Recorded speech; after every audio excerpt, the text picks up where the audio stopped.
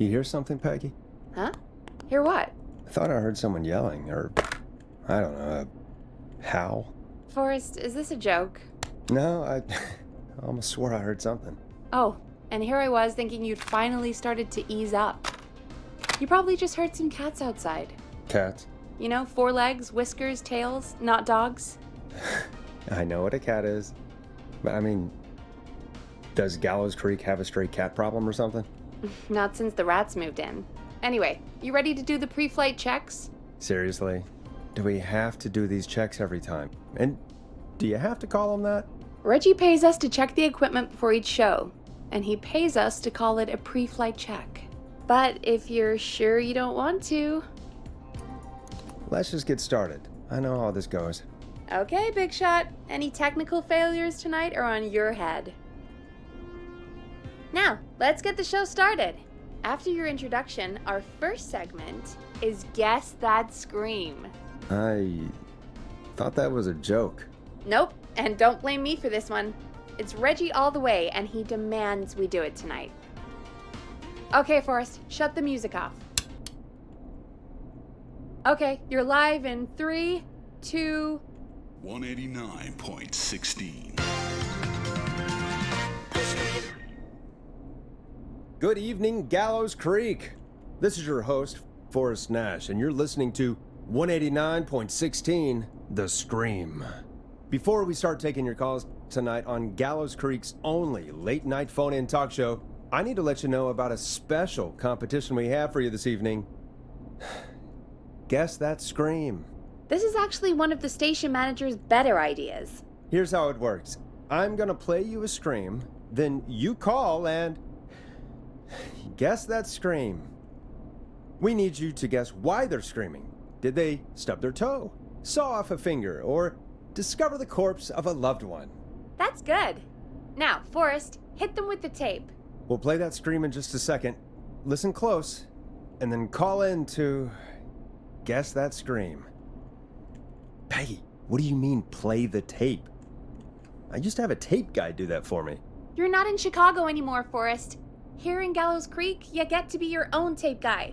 Come on, I gave it to you yesterday. Forrest, you do have the tape right. You knew we were doing this tonight. Peggy, let's be real. Guess That Scream is a terrible idea. No, I don't have the tape.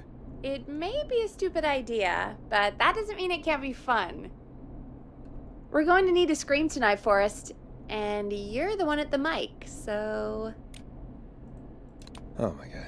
Peggy, I may have sunk low, but I have not sunk that low. I won't do it. Come on, Forrest, just do it. That's enough dead air already. Just think of a scream and let it rip. Oh god. Sorry about that. I'm back. Had to step away there for a second.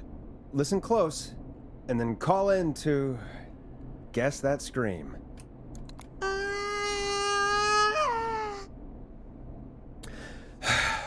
Well, folks, there you have it. Call in with your guesses, and if you get it right, you could win 2 tickets to the amazing Maze and 1 free fried dough. Fried dough? Just call in at 555-239-KFAM with your guess. Now, here's some music while you get dialing. Oh, God, Forrest, that was amazing. Thanks. I can't wait to hear what people think that was. How the hell did I get into this mess? Lighten up, Forrest. That's going to be the highlight of my week.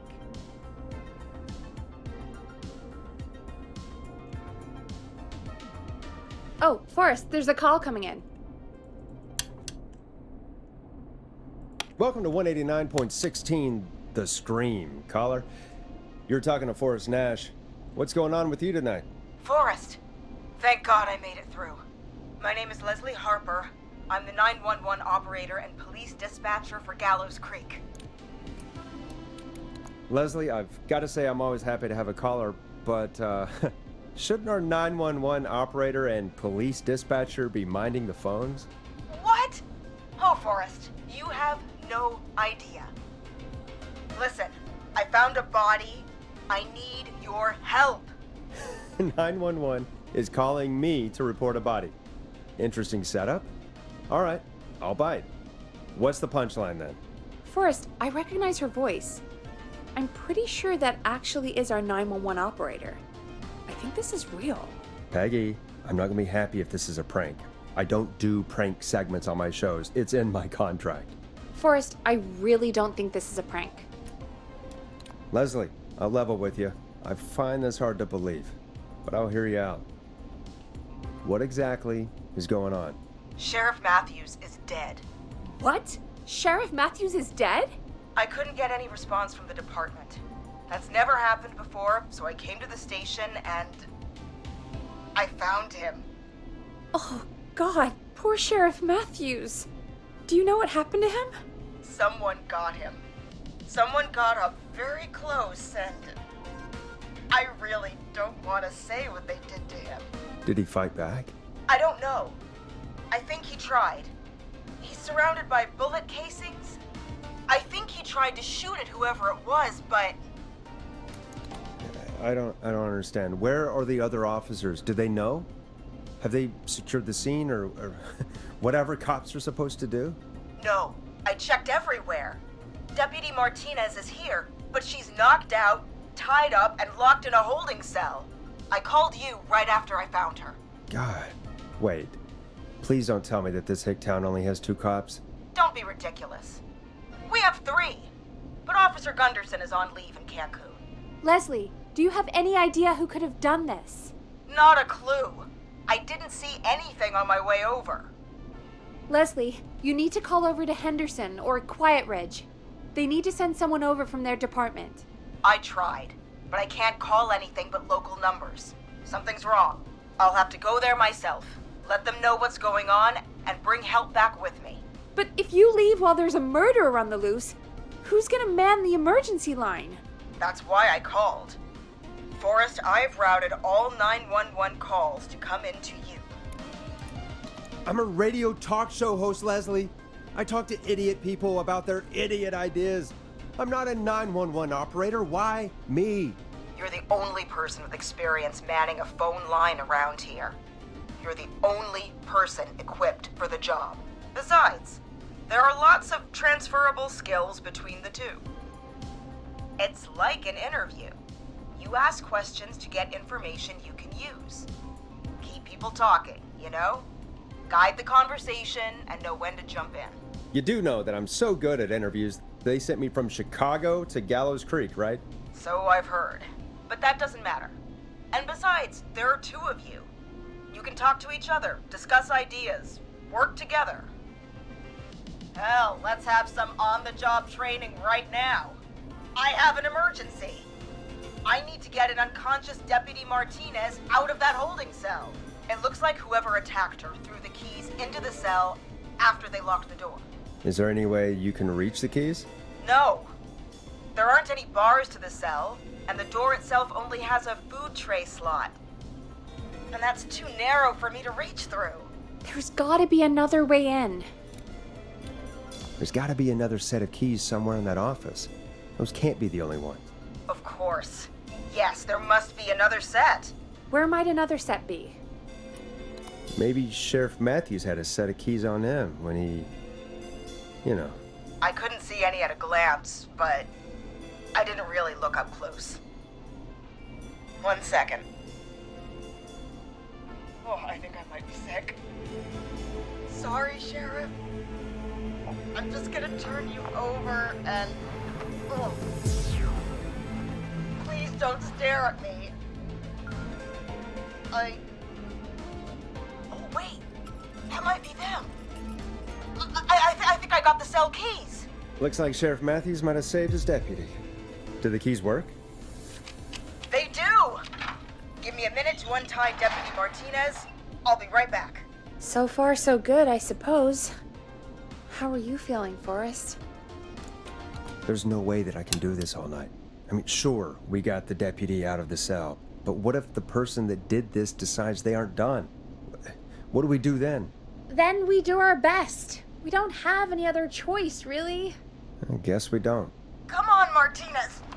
There we go. just gonna sit you in your office chair. We'll head to my car in a minute. I'm back. Deputy Martinez is still out cold. I'm taking her in the car with me to get help in Henderson. If the killer came back now, Martinez would be a sitting duck. That's a good idea. We don't want to take any risks right now. Thank you, Forrest. You and Peggy just worked together like you did earlier. You can do this. Now I'll be back as soon as What? My car! My car is on fire! What do you mean it's on fire? How the hell? Did it just go up in smoke? What happened? Wait. What? No way. This can't... Oh, Forrest, we have big trouble. What's happening? What's that noise? It sounds like whistling? Whistling? It can't be. Oh my god. I can see him, but he's dead, right? Right? But that mask, how the hell is he? Who, Leslie? Who? The Whistling Man! The Whistling Man? Who's the Whistling Man? He was a serial killer back in the 50s, wore that mask. But he's dead! He's... What the hell? Oh, God. Do you think he attacked Sheriff Matthews and Deputy Martinez? He's coming this way! Leslie, stay inside and lock the doors. Right. Shit, we need a new plan. My car's torched. We need to think. There should be police cruisers at the sheriff's office, right? Like, you should take one of those. Yeah, that could work. Let me check if Martinez has any... Just reach into your pocket there, Deputy, and... Yes, got him. Keys for Squad Car 3. I saw that parked out front when I got here. Nice one, Forrest. Good thinking.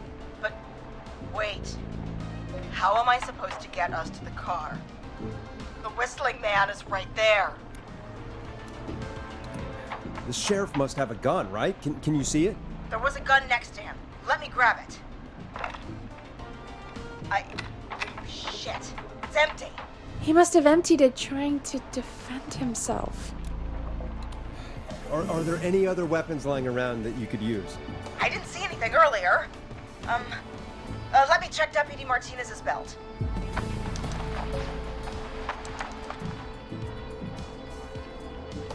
All right. It looks like the Whistling Man left her with a baton, pepper spray, and taser. I can only hold one if I'm carrying Deputy Martinez. Which should I take? I mean, it's gotta be the taser, right? Got it. I'm just going to grab Deputy Martinez and then... Wait. Do you hear that? No, I can't hear anything. Exactly. It's gone quiet. No more knocking. Be careful. I don't like it. Me neither. But it's an opening, and I've got to take it. Okay. Deputy Martinez, if you can hear me, it's time to move. Just lean on me. Yep. There you go. Are you sure about this, Leslie? No time like the present, right? So, here we go. Again, you're hooked into dispatch now, so I should be able to radio you when I reach the car. If I reach it. Speak to you soon. Good luck, Leslie. That's one brave woman. God, I hope she makes it through this. You know, I've got to say, this really wasn't what I expected when I came into work today. Well, they always say you have to be ready for everything in live radio. Oh, I think we've got Leslie back on the line. I'm putting the call through. Hello? Forrest? Peggy? This is Leslie. Are you there? Over. Hello, Leslie! So I guess you made it to the car then. We did. Deputy Martinez is in the passenger seat, still out cold. I don't see the Whistling Man anywhere, and I don't plan to wait for him. So I'm going to get us moving. Jesus! God damn it! Get back! Get away from her! Leslie, what's happening? The Whistling! No! Get off her, you son of a bitch! Yeah! Take that! Leslie, drive! Don't worry, Deputy Martinez. We're out of here. Sounds like you handled that pretty well. Forrest, that taser? Definitely the right call. Oh my god, I can't believe we escaped. Well done, Leslie. You saved a life. Just another day for you. Oh my god, yeah. But let me tell you, I prefer doing it from your side of the phone.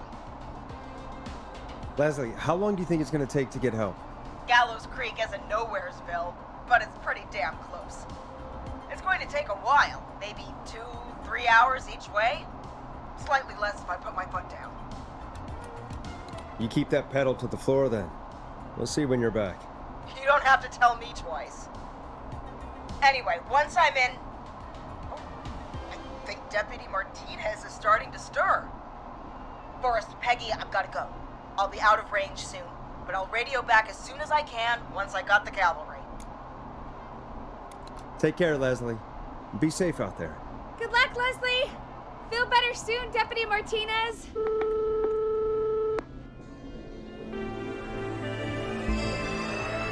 Folks, you heard it here. We've got a killer on the streets of Gallows Creek tonight. Please make sure to stay safe. And Leslie, we're counting on you. We're going to get back to the show meanwhile. If you have anything on your mind or have any information about this Whistling Man character, then give us a call. We'll talk here on 189.16, The Scream. For now, here's another hit record for you all to enjoy. This is not what I signed up for, Peggy. This is actually insane. Did she really say it's gonna take her 4 hours? This guy's gonna kill half the town in 4 hours. Forrest, that's not helpful. I know, I just... Who is this Whistling Man character anyway? He was a serial killer back in the 50s. Edward Marshall Mooney. Went around in a freaky mask, whistling, and killed about a dozen folks in Gallows Creek. No reason for it. No motive. He just did. And he's come back tonight? Probably not. Police chased him up to Ellis Point one night. We call it Whistling Point now. And it was, well, it was on this night actually. The police cornered him and he jumped into the river. His body was never found. So is he alive? Dead? I mean, what's the story? Story is he's biding his time, waiting to take revenge on the town. All right, that's the story. What's the truth? Other than we have a whistling killer on our hands tonight, I don't know. I guess we'll find out what we're dealing with, whether we like it or not. I guess so. At least we got the word out, I guess. What kind of listening figures do we get at this time?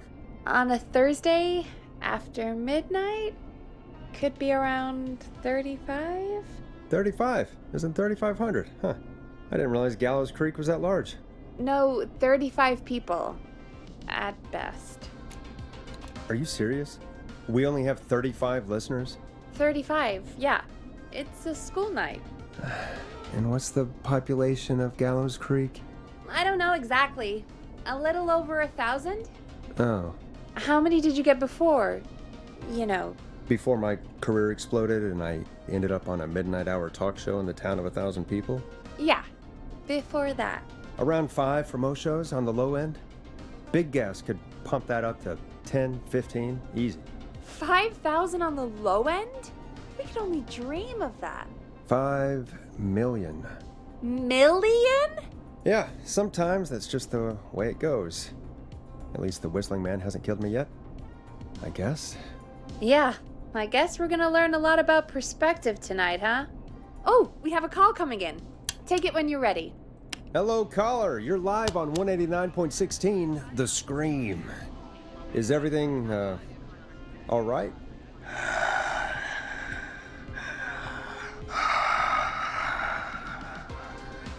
Okay, who is this? Are you, hello? Hello?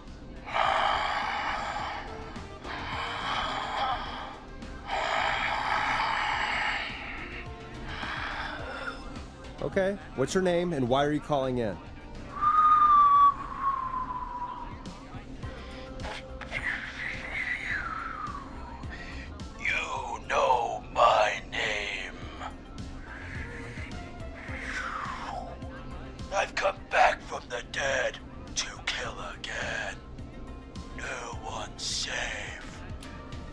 do you accept requests? I've got a list of names I'd love to see in the obituaries.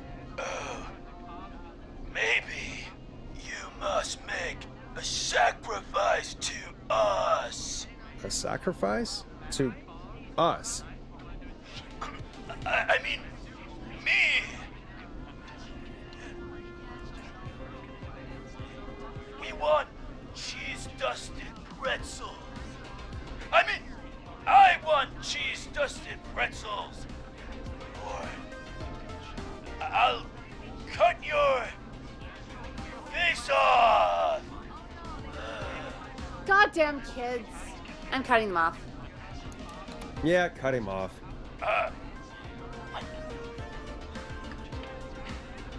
We also want a mega goal. For anyone just tuning in, we do in fact have an actual killer out on the streets tonight. Anyway, this next one's dedicated to all of you staying inside with your doors and windows locked. Peggy, the hell was that? Kids pretending to be a killer who right now is stalking the town? It's a thing. A thing? Oh, kids around here. They pull pranks pretending to be him. By pretending to be this whistling man character? They think it's funny, but it's not. It's not funny at all. And there's no chance that our whistling man was just a prank. That Leslie... No, that's real. Christ. Let's stay positive. We still have a show to do. We already have another caller on the line. All right. Let's do this. Hello, caller. You're live on the stream with me, Forrest Nash. What? I dialed 911. I need the sheriff right away. Okay, right. Well, I'm filling in for 911 tonight. What's your name and what's your trouble? My name is Sandra Sharp, and I need the cops now. I'm sorry, but the cops aren't coming. Leslie's on her way to Henderson for help. What? God. Listen, you've got to help me then. I drove to the edge of town for a jazz run, and now some psycho dressed like the Whistling Man is after me, knife in hand. Oh, God. It's actually happening. You went out for a jazz run? What is that? What is it? It's jazz running, baby. And it got my butt all the way back to my car before I got slashed. But I dropped my keys somewhere along the way. I never locked the door, at least. I've got a place to hide, but I can't get moving. Is there anywhere else you can go? Do you have any friends nearby? Oh, I'm not going back out there.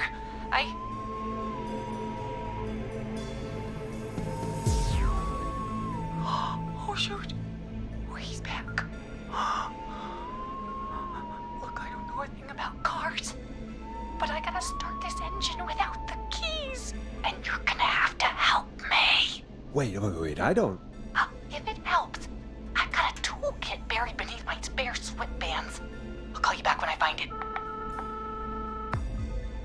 You're listening to 189.16, The Scream.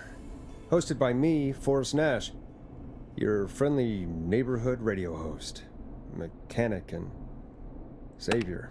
Sit tight while the record spins, folks. This one goes out to you, Sandra.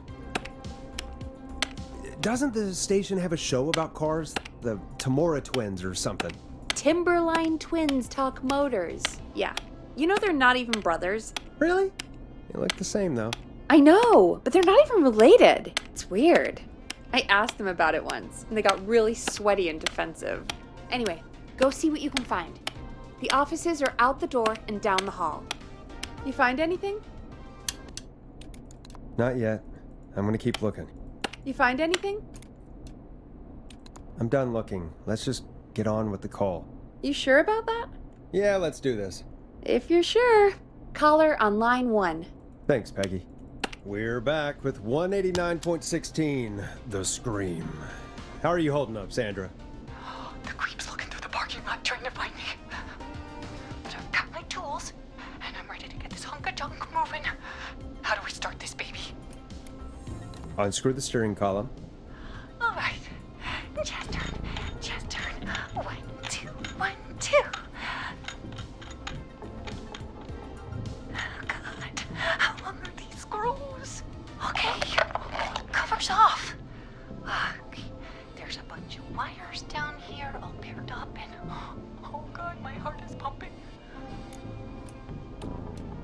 Tell me exactly what you see. Okay, we can do this. There's a red wire, a blue wire, a yellow wire, a green wire, and a brown wire. Strip and twist together the red and yellow wires. All right. We take the red and the yellow, and we twist, and we turn.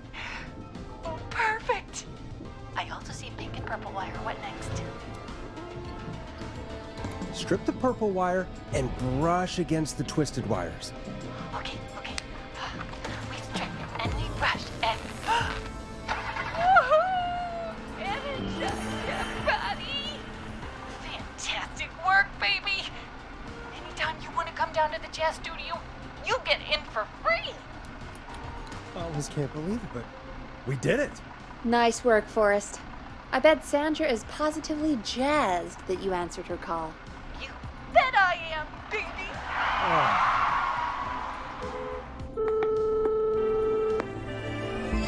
We did it, Forrest! We sure did. Here comes another hit track that we're excited to share with you. And remember, if you're also having car troubles, then tune in to Timberline Twins Talk Motors here on 189.16, Monday to Friday at 5. Take it away, Forrest. I still can't believe this is happening. Right? Like Gallows Creek didn't already have enough to worry about? What do you mean? Gallows Creek is a miserable place to live. Really?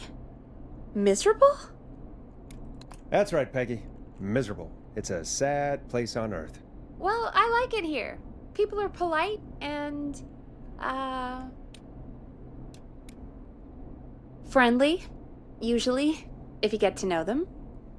Come on, there must be something you like about this place. I guess some folks have been okay.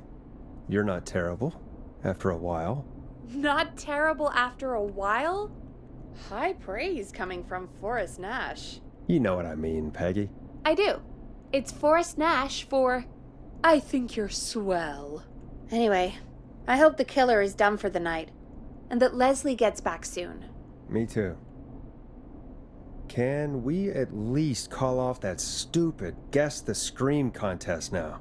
Yeah, that'd probably be a good idea.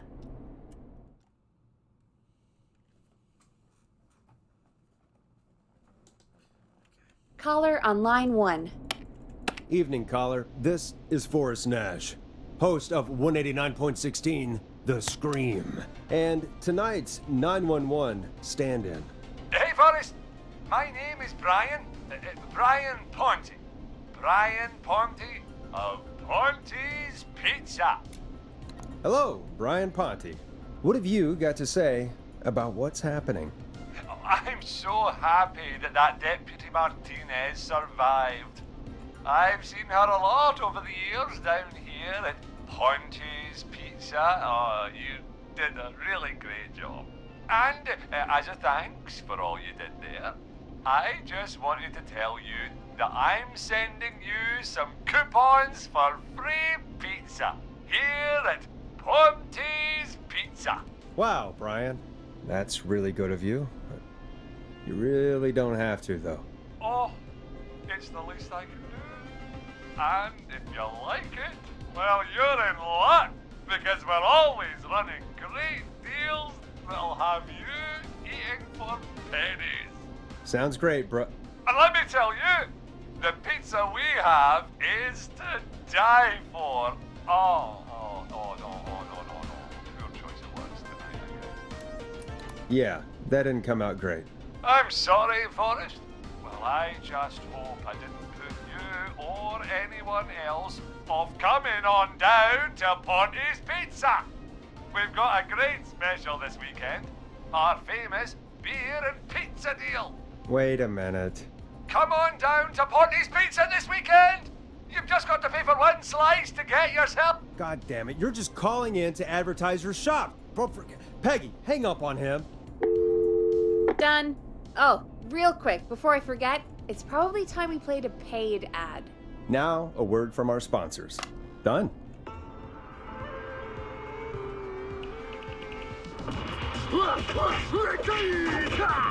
Do you seek ancient wisdom? Do you want to double your power? Are you ready to unlock your inner warrior for only $24.99? Then step into Master Robbie's deadly dojo of Kung Ra-Te and receive direct by video warrior instruction from me, Master Robbie. You will learn the 4 qualities of an ultimate conqueror. The power of the alligator, the discipline of the tarantula, the speed of the tuna, the poise of the scorpion, and the wisdom of the bullfrog. Using classified techniques, I'll unlock your inner chi after only 5 30-minute video sessions. Ultimate power and wisdom can be yours now for the low price of only $24.99. Just call 555-7861 USA to take your first step to becoming a champion.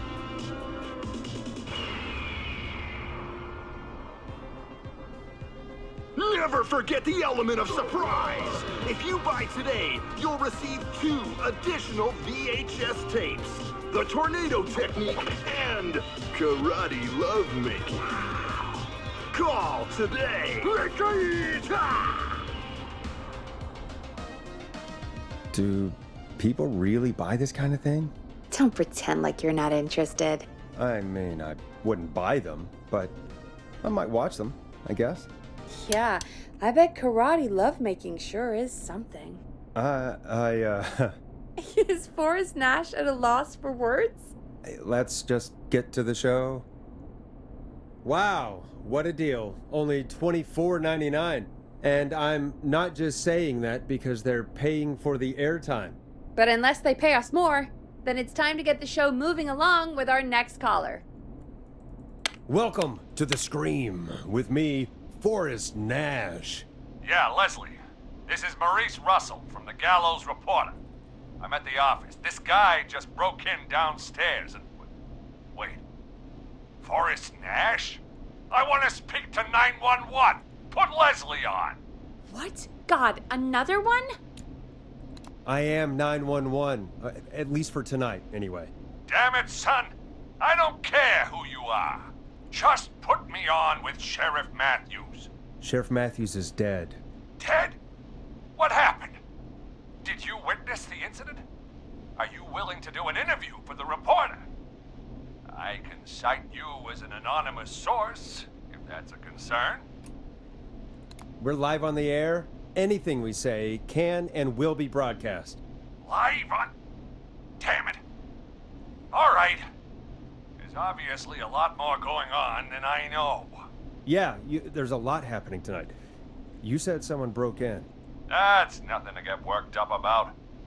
Some idiot kid just broke in, dressed as the Whistling Man. Teens. They get worse every year. This punk wasn't even a disappointing twinkle in his daddy's eye when Edward Marshall Mooney stalked the town. But I was there. I covered it. You don't understand. That's not a prankster. That's the Whistling Man. Of course it's not. It's a stupid kid. Every year this happens. They think it's funny. Not a big deal, old man. But they didn't live through the terror 30 years ago. Anyway, I know for a fact. Edward Marshall Mooney is dead. I don't know who I'm looking at on the security monitor. But if he killed Sheriff Matthews... Where are you now? I'm in the boardroom, upstairs. We got security cameras all around the building. You can watch them on any TV set here. And there's a set in the boardroom. Maurice, is there any way you can get out of there? I sure as shit hope so, kid. But I'm not sure how I'm going to do it. That crash you heard was him tipping over my filing cabinets. He's blocking the stairs. I'm guessing the stairs are the only way out? That's right. And it would take me a good few minutes to move those cabinets. We need to do something. But what? All we can do from here is... Forrest, I think I've got it. Why don't we call the killer? They'd have a bunch of phones set up across the office, right? In different rooms, with different extensions? So we call one of them. draw the killer away.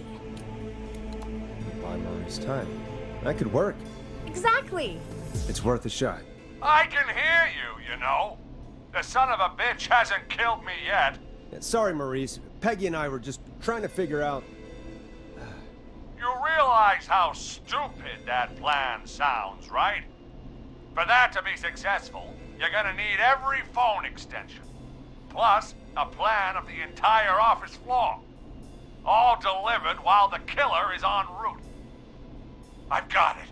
And thank God I've always been cool under pressure. Don't go anywhere.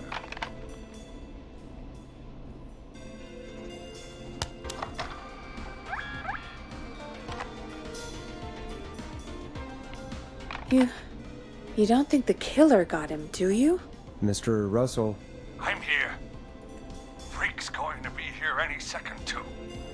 Go check your fax machine. Don't let me down. tell me where the fax machine is again, Peggy? The fax machine's in the office on the other side of the hall. Thanks, Peggy. Be right back. Okay, go to the office on the other end of the hall. Grab the fax from the machine. Easy. This must be it.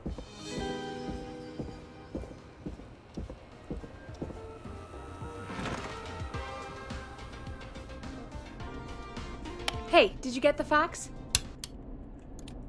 Yes, I have. Mr. Russell, you still with us? I am. You get my fax? Yeah, I got it right here. Good. I knew you could at least manage that. Okay, folks, we're back on the line with Maurice. Let's see if we can help him avoid the Whistling Man. Here's the situation. The Whistling Man searched every room in the hall leading up to the boardroom. And now, he's in the office next door. It's now or never. This plan of yours better work. I'm ready on my end, Forrest. Again, we want to draw the killer away by dialing an extension number, and then move Maurice somewhere safe. So, what extension should I call? Call the editor's office. The extension is 03. Got it. I'll put the call through when you're ready. All right, Nash. Where do I need to go? You're moving to the archives. Yeah. That makes sense. Go somewhere he's already checked. Not bad, Nash. I'm ready to place the call. Are you ready, Mr. Russell? Don't have much choice, do I? Make the call. Yes, sir. Calling now.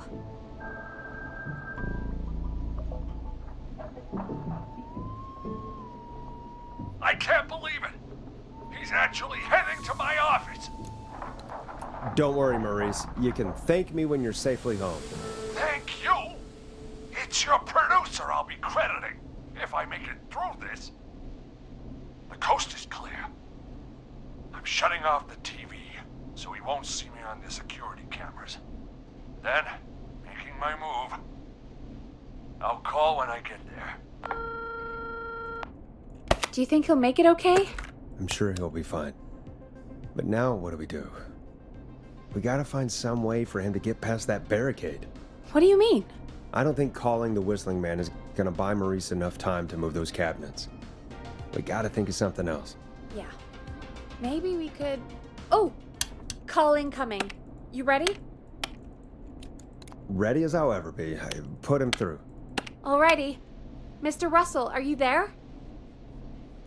I am. I don't think he saw me. I've got to give you credit for that, but I'm not out of the woods yet. Right, let's review where we are. So, the only way out is by the stairs, which the Whistling Man has blocked with furniture. Exactly. I can move the furniture out of the way, but not quickly or quietly. Maybe you could fight him. Knock him out for a few seconds. Son, I am 55 years old. If this freak killed Sheriff Matthews, I don't like my chances. Now, if this was 1951, back when I was a champion bantamweight boxer in college, maybe. But not today. Could you lock him in a room? That'd probably buy you time enough, right? Maybe. But the damn fire regulations say every door in the office has to unlock from the inside. He'd be able to get out just as soon as... Wait. No. I got it. The secret archive through my office, where we keep our most sensitive records. Ooh, a secret archive? Reggie would love that. What have you got back there? Juicy secrets about outer space? Peggy, I don't think now's the time to be playing around like that. You're right. Sorry, Forrest. Kids, we're in the big time now. I've got it all figured out. The secret archive. There's no lock on the inside of that room, only the outside. You can't break out. If we can get him in there, and I lock him in... We can catch the son of a gun. Exactly. Oh my god. Forrest, we might be able to end the nightmare right here. So should I call the secret archive then? You can't. The archive is a room for secrets, not gossip. So we don't have a phone in there. Oh, we're gonna need to change it up then. Any ideas, Forrest? Maybe we could use a radio. There's no radio in the secret archives. Are there no radios at your offices? I don't have one in my office, but... What is it? Our sports reporter, Hopkins. He has a little portable radio he never turns off when he's here. That might be what we need then. Is his portable radio still there? It should be. It's what he calls his work radio. It should be here in the archives, actually. Let me just take a peek around. Great job, Forrest. Looks like you picked the perfect place. Yep. That was 100% just me thinking ahead. Exactly as planned. I found the radio. It's right where I thought it would be. It's all coming together. I'm just going to turn it on quickly, make sure it's still got some juice. Maurice, turn the volume down. We don't want that thing blasting just yet. Yeah, I knew that, Nash. I was just doing that when you yelled at me. The radio works! If I make it out alive, Hopkins might just get that day off he wanted. He's earned it. Let's do it for Hopkins, Forrest. Wait. Ah, God damn it. If I can't have this stupid thing turned up, how am I supposed to draw the killer? I can't be in the room when it's on, or I'm dead. You just... Oh, that's a good point. But wait, we're the radio. We can just be quiet until you're ready. If you can do that, then... Yeah, sure. 189.16, I know that's your station number. But a good editor always double checks. Can you confirm that? 189.16, The Scream. Gallows Creek's best and only phone-in talk show. With me, Forrest Nash. And me, Peggy. Jesus Christ. I've got the radio on silent, but I'm tuned in. Now, I just need to get to my office. Sounds like we need to make another call, Forrest. Where should we send the killer? Call the boardroom. The extension is 04. That might work. The boardroom is fairly close to the editor's office, but we haven't seen the killer go there yet. Are you sure? I'm sure. Make the call. Okay, calling the boardroom now.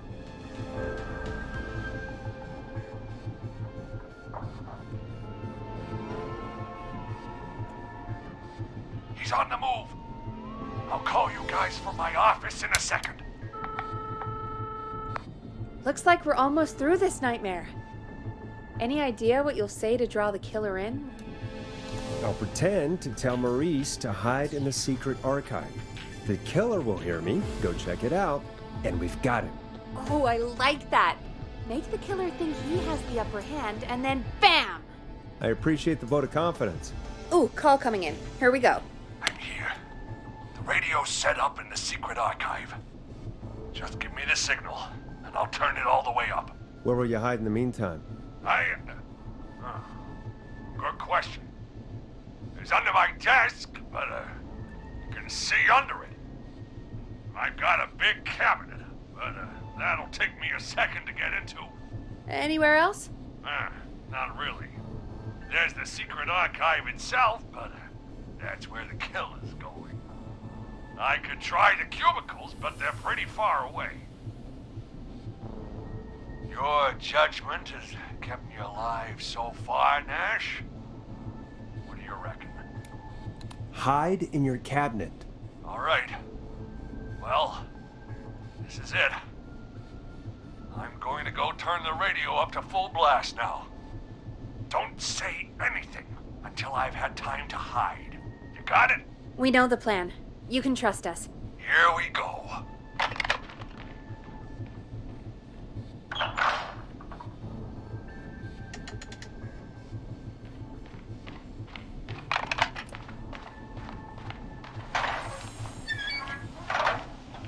I think it should be safe now, Forrest. It's going to be all right. He won't look for you there, I promise. And Mr. Russell, be quiet. It's important you make no sound. Quick, Mr. Russell, hide in the back room in your office.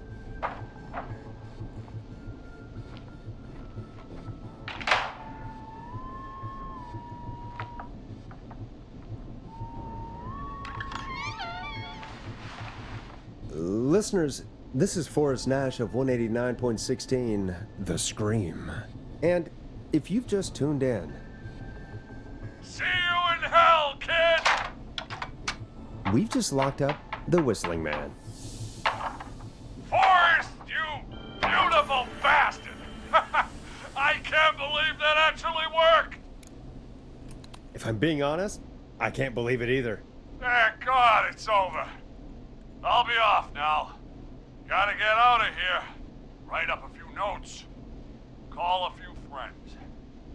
I'd feel safer waiting for the cops to come grab this freak with some company. Hey, maybe you and me could do an interview tomorrow for the Gallows Reporter. I'll think about it. Let's see what tomorrow brings. I'll take that as a yes. Talk to you soon. There we are, folks. The Whistling Man is locked up. Let's all take a deep breath. And play some killer tunes. Looks like the night should be pretty easy from here on out. Right? Thank God that's over. I guess we got some downtime now. I could ask you some questions to kill the time? You're gonna interview me. You sure? You're not so scary. Besides, we've been working together like a week now, and you're still all shrouded in mystery. All right, shoot. What do you want to know? Question 1. Tell me about your family. What? Come on, Peggy. That's too general. Okay. Did anyone move with you to Gallows Creek? Nope. Now that's too specific. Too specific? Do you have any siblings? I don't. I'm an only child, and my folks are dead. Oh, I'm sorry, Forrest. Don't be sorry, I'm not. Oh, Anyway, what about you? Any siblings? Your mom and pop still around? I thought I was asking the questions. You are. I'm just making conversation now. Oh. Well, my folks went the same way as yours. Oh. Yeah. My dad walked out when I was about 13. He'd been a wreck for a while.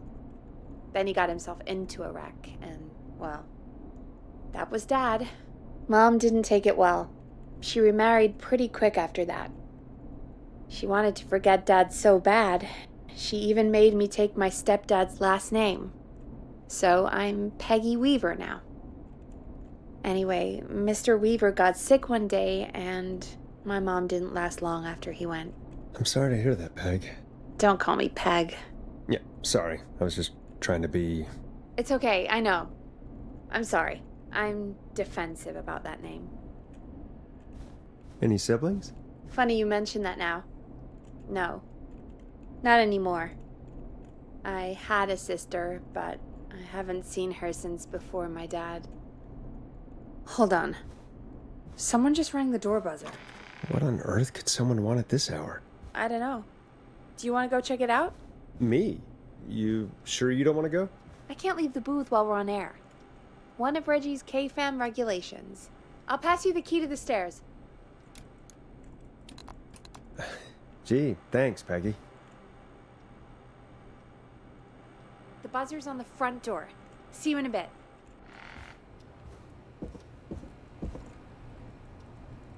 Okay, down to the first floor, then check the door.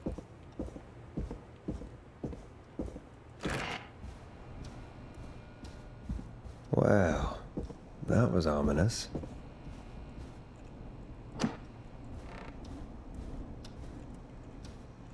Nice, new music to play. A tape. Play on air.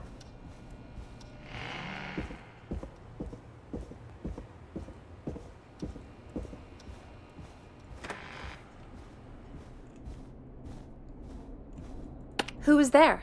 I didn't see who it was. Are they still out there? No, they left as soon as I went down there. They pushed a cassette through the door. It says, "Play me on air." All right. Put it on, I guess. Let's see what it is. Hello, Gallows Creek. Time to Pay the price. Time to pay for lives. Time to sit there. I will punish you. I'll I'm going to enjoy this. I did not enjoy that. What the hell was that? Oh, Forrest, we're still on air. Say something. Folks, Folks, the tape you just heard was passed through our door only moments ago. I don't know how or why that came through our door with the killer locked up, but be careful, Gallows Creek. Stay home and stay safe. Give us a call if you need help. You can get us on 911.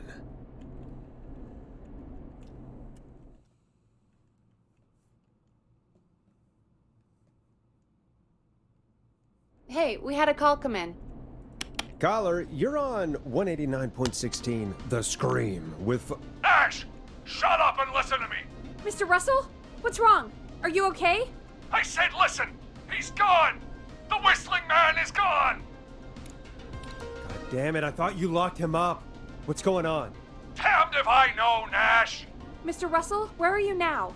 What happened? Well, after our call, I cleared the stairs and went home. I phoned some buddies. We came back here to keep watch. Then what happened? I'm getting to that. We came back here. Door was shut, just as I left it. We had a couple of drinks and, well, there was a bunch of us and we were all armed.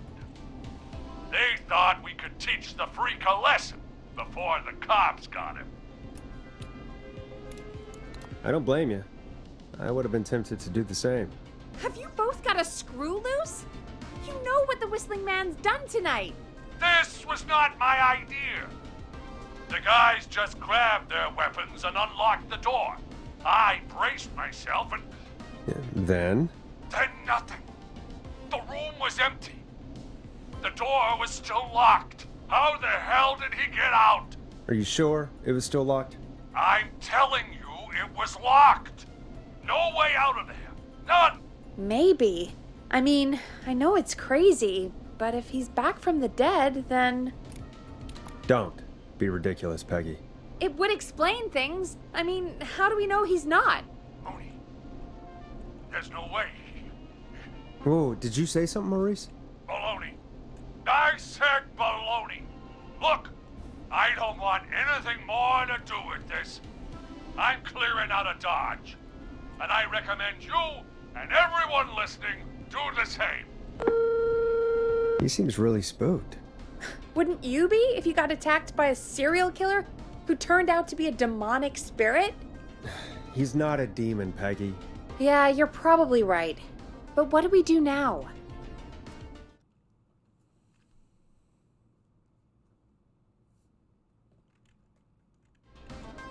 Thank you again, Mrs. Mackenzie, for the helpful tip. The bagger at the grocery store cannot whistle. We'll remove her from the suspect list. Let's go to a break. I need you for a second. All right, folks. We need to take a quick break. This one's for all those folks out there keeping the hatches battened. All right, Peggy, what's up? I pushed a cassette under my door. Go play it.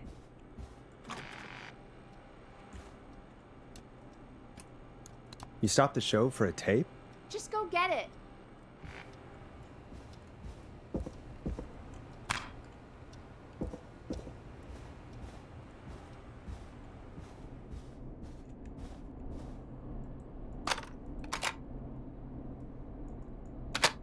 Or try your call again.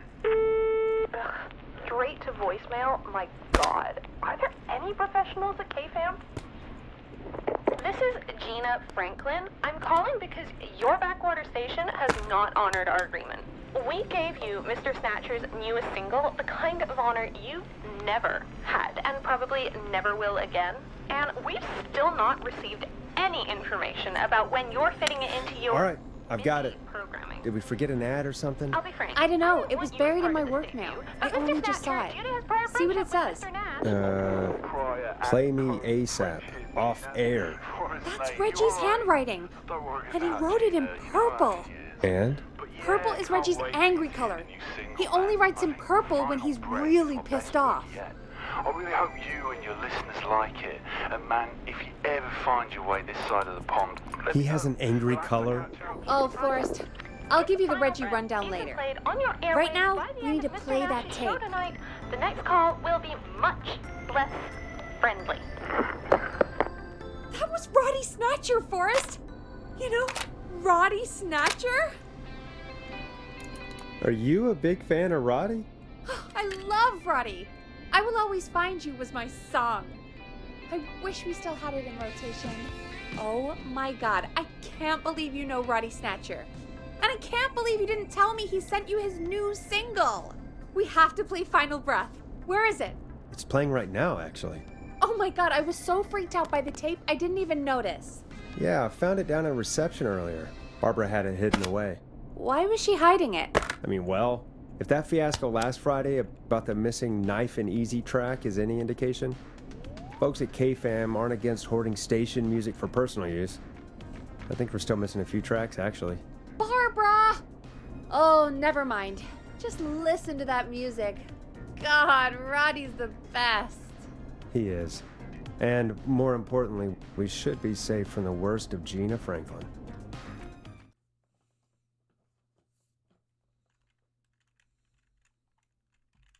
Shoot, I just noticed we have a caller waiting. I really hope it's nothing serious.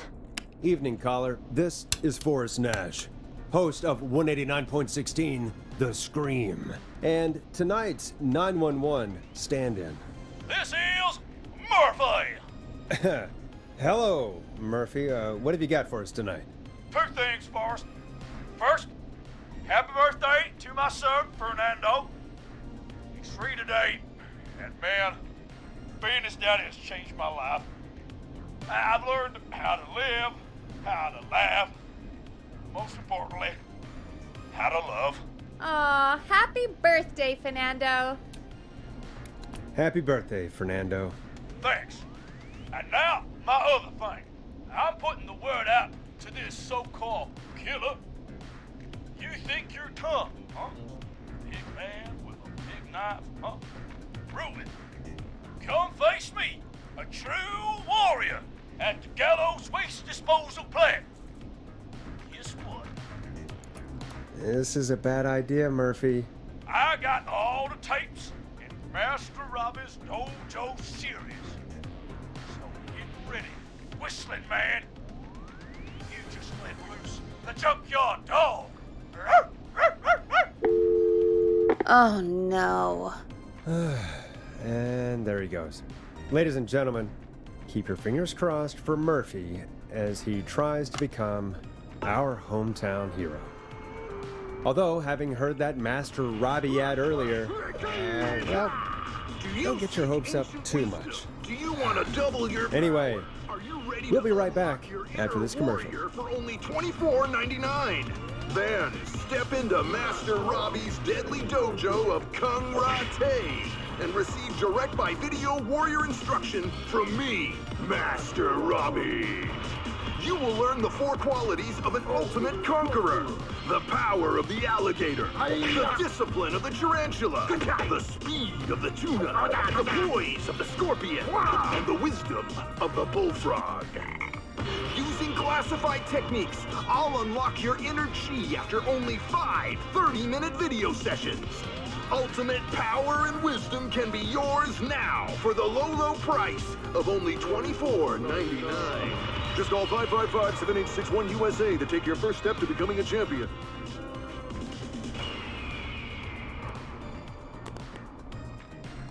Never forget the element of surprise! If you buy today, you'll receive 2 additional VHS tapes.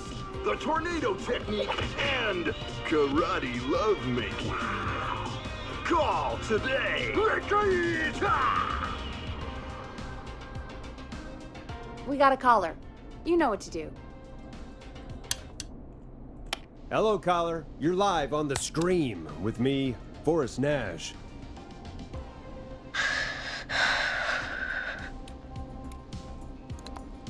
Hello? Who is this? Hello? Are you still with us? Forrest? He called me? That horrible whistling down the phone. He's coming for me? Jesus. Okay, listen, caller. Don't panic. We've done this a few times now. We can help you. A few times already? So, you saved them, or? We sure did. You're in safe hands. Okay. Okay. We're gonna help you. Can you tell me your name, caller? I'm Dr. Sullivan. Virginia. Sorry. Take some deep breaths, Virginia. You're gonna be okay. Please don't let me die. I won't. Just calm down. Tell me where you are right now. What's your address? Oh, God. Is there a neighbor you can call for help? No. Everyone's away tonight. There's just a fraternity down the street. You live by a frat house. Yes, they're having a party. That takeout coming in all night. One covered in beer cans. They're getting wasted. And I'm about to get... Oh, God. Virginia, what's the name of the frat? It's... Oh, God. I can't think. I can't. Any idea what the frat might be, Peggy? If I knew where she was, I might know, but... Wait, the takeout! If we can get takeout to the frat, we can get a message to them to go and help. Virginia, who did they order takeout from? I don't know. Don't worry. We'll figure it out. I can't do this. Well, folks, seems like our Virginia hung up. While we try to figure out what takeout to order, here's some music for your own midnight snacks. Peggy, what places do takeout in Gallows Creek? Off the top of my head? Well... There's the barbecue place, Grilling Spree, and you can order from Chalupa Cabras. Oh, and of course we have Ponte's Pizza. That's it, I think. All right. We'll call each place and ask who they deliver to tonight. That's not going to work. Takeout client privilege. What? There was a lot of competition back in the day. Things got ugly. It's a long story. But what we can do is this. We figure out where the frat boys ordered from, call the takeout pretending to be from the frat, place an order, and include a note asking them to call the station. There's no other way, is there? Not that I can see. Well, let's not waste any time. That's the spirit. You got any suggestions on where to look? Check the offices for anything food related. And maybe the kitchen downstairs. You'll need a key for that. I'll just slide it under my door now. Thanks, Peggy. God, where to start? What would make me order from somewhere if I were a partying frat boy? We have a food critic, right? Chad or Brad or... I'll just have to look around. Hey, find anything useful? I'm just gonna wing it. Forrest, this is a matter of life and death. Are you sure? Let's make the call. Time to turn the music off. Okay, Forrest, what'll it be? Call Ponte's Pizza. You got it. Ponte's Pizza is on the line. Ponte's Pizza. May I take your order? Fratman calling. We're in major need of foods for dudes. May I take your order? I need some garlic bread. I need the bread. Can do. Where do you want that delivered? Same place as before, you know. The frat house. Got it. And we'll have that over to you right away. Oh, and one more thing. Can you add a note to the order that says to call K-Fam? K-Fam? Oh, consider it done. The folks at K-Fam are huge fans of Ponte's Pizza, you know. I should really call them and let them know. And now we wait. We should put a song on. Agreed. This one goes out to our delivery workers.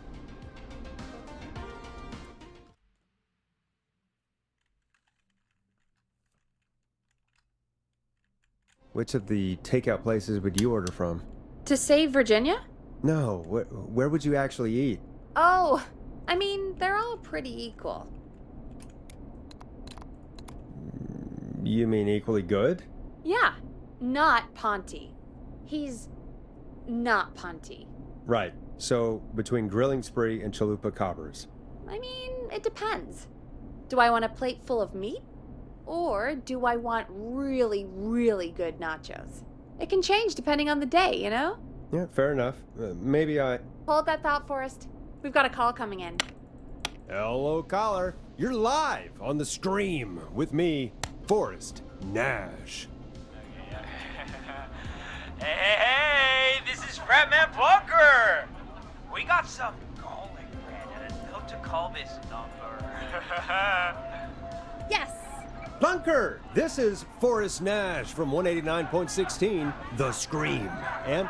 Is this Goose? Oh, man. It's totally you, isn't it, Goose? This is such a Goose prank. Plunker, this is an emergency. Nice try, Goose. I may be drunk, but I'm no... Listen, I need you to... Goose, come get beer. Your brothers are waiting for you. I'm not Goose! How can I prove this to you? Oh, let me get a second opinion on this. Norman the Barbarian! What do you think? Great idea. Norman the Barbarian says only the radio man can control you. So, play us the flow. Wait, really? What? The flow? Norman the Barbarian demands it. Okay. I'll play the damn song. Oh, shit. Okay, Radio Man. You got my attention. What is it? Thank God. Listen, you've got to get over to your neighbor's house. All of you. Just... Say no more. Plunker's moving the house. Forrest, line 2. Hello, you're live on 189.16, The Stream. Forrest, it's the killer. He's at the door. Grace. Oh my God, it's you, isn't it? God, I didn't talk, I promise. Whoa! The party has arrived. Oh, thank God. He's gone and... Oh, is that you, Radio Man?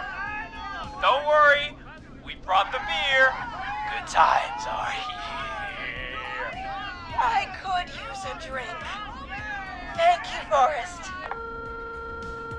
You're welcome, Virginia. And thank you to Plunker and his fraternity brothers.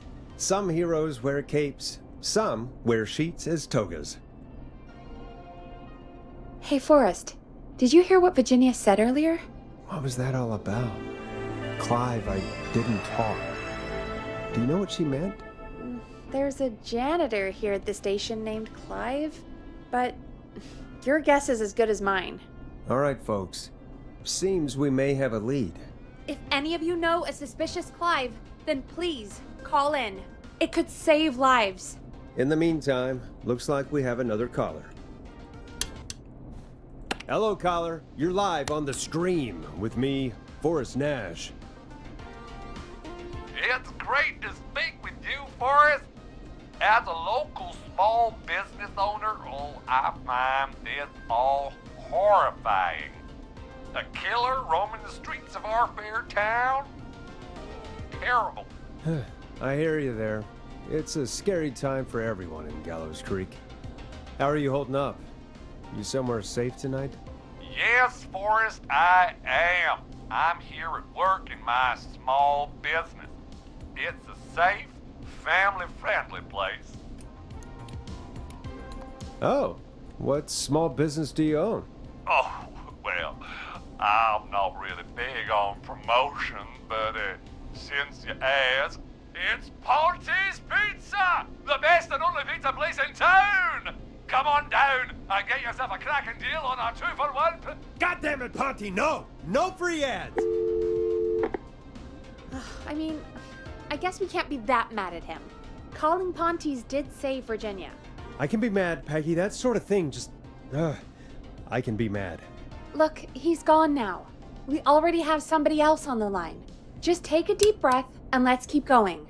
Evening, caller. This is Forrest Nash, host of 189.16, The Scream. And tonight's 911 stand-in.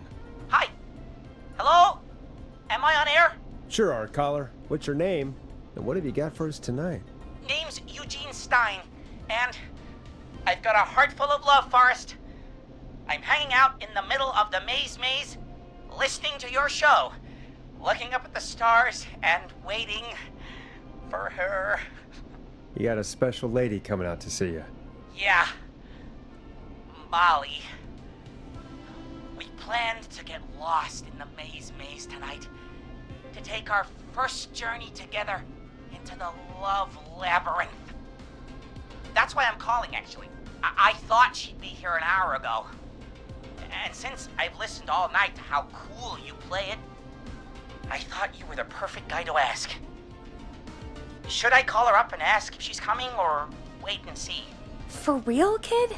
If you've been listening all night, do you really need to ask me? Yes, that's why I'm calling. Eugene, you really need to go home to your parents. My parents are dead, actually. But, Oh, jeez. yeah, I guess it's not the night. Hang on. I hear some rustling. I guess she came after all. Molly! I'm in the middle! It'll take a little while to get here, but, thanks again, Forrest. It's been good talking. Oh, wait a second. Molly can't whistle. No, this is supposed to be the best night of my life! Not the worst. Stay calm, Eugene. We'll get you out of this. Carm! I'm about to die a virgin! Listen, Eugene, breathe, hide, and call back in a minute. We'll get you out. I'll do it for Molly. But please, hurry. Well, listeners, while Peggy and I deliberate, here's a track for all you lovers out there. How the hell am I supposed to get him through the maze? You know Barbara, our receptionist? She's a maze fanatic. Shame she isn't here. I was supposed to go with her last week, but she changed her mind. Why'd she change her mind? She went with that jerk Brad instead. Does everyone in Gallows Creek go on dates in the maze? A lot of folks do. There's something nice about getting lost, I guess. And besides, there's not much else to do here. Maybe we should call Barbara then? If she's so big on the maze. We could, but I don't actually know her number. But she probably has maze stuff somewhere. Go and see what you can find. That'll hopefully be enough. Which one is Barbara again? Barbara! You know, Barbara! Uh... Forrest, I've seen you speak to her. Help me out, Peggy. She's the receptionist. Sits at reception, never does any work because she's talking to Brad all day. Ring any bells? Right, yeah. Sorry, I guess it's just the stress of... No excuses. Just go and find something to help us. Any luck? Nope. We'll just have to wing it. Oh. Eugene called while you were away. He's on line 1. Welcome back to 189.16, The Scream. I hope you lovers like that track. And I hope we can help our lover in the maze. Eugene, you're back on air. I'm lost, Forrest. I just ran and I don't know where I am. I'm at a crossroad, facing a tractor statue. There are hay bales painted gold on my right. Go left.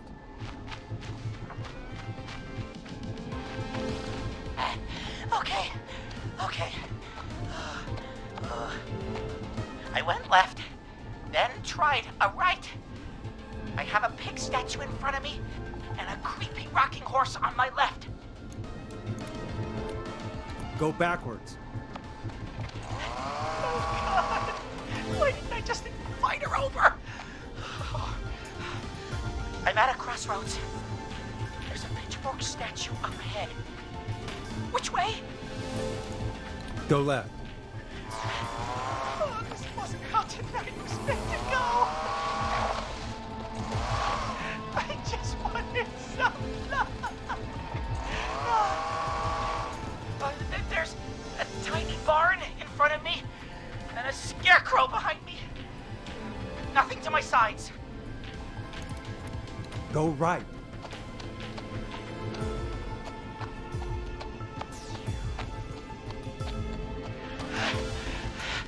I can't run much more.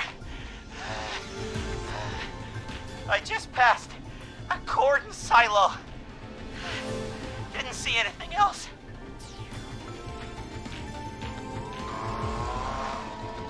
Please. Where do I go? Go right.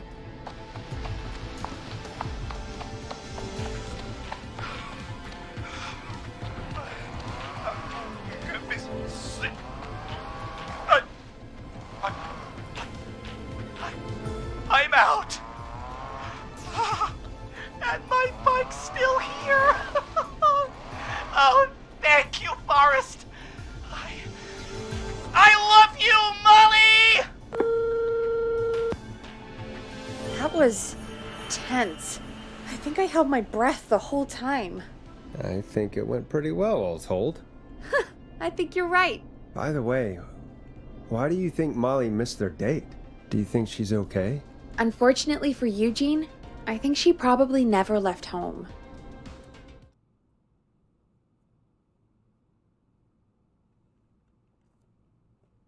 And thank you for calling in, Mr. Walton. We'll make sure to add the town librarian to our list of suspicious Clives. Remember, report a Clive to stay alive. Next caller is up, Forrest, so take it away.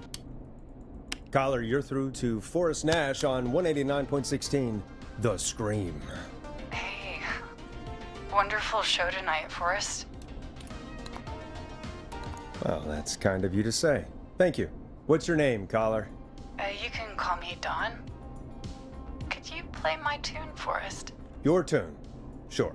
Long Ride Home. That old song. Sure. We got it. I think I played it the other day. Thanks. It'll be good to hear it again. All right, folks. Coming up is that old classic. Forrest, I don't think you're gonna find that song. What do you mean? I played it a few nights ago. I know, but, we don't have it anymore. What are you talking about? I threw it away. You threw it in the trash? No, I threw it out the window earlier today. Becky, that's a bit extreme, isn't it? Brad was annoying me all afternoon. He played it on repeat because he knows I don't like it. So I grabbed it and threw it right out of one of the office windows. Not my finest hour, but I can only take so much. All right. So, What do we do instead then? Let's just play a different song. We've got more important things to think about anyway. Gotcha. Okay, folks. Here comes some unrequested music. Sorry about that, Dawn. Maybe try again tomorrow night. Sorry.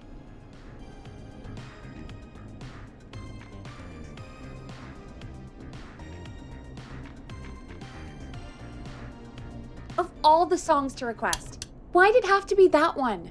Gee, Peggy, what did the barn finds ever do to you? Wrote that song, for one. It gets real old when you're forced to listen to it on repeat for years. Why couldn't they just request Roddy?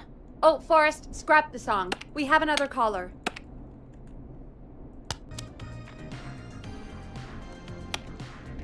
Okay, Forrest, shut the music off. Sorry to cut the music short, folks. Callers take priority tonight. Welcome to 189.16 The Scream. This is Forrest Nat. Forrest? Oh, thank God. It's me again. Murphy.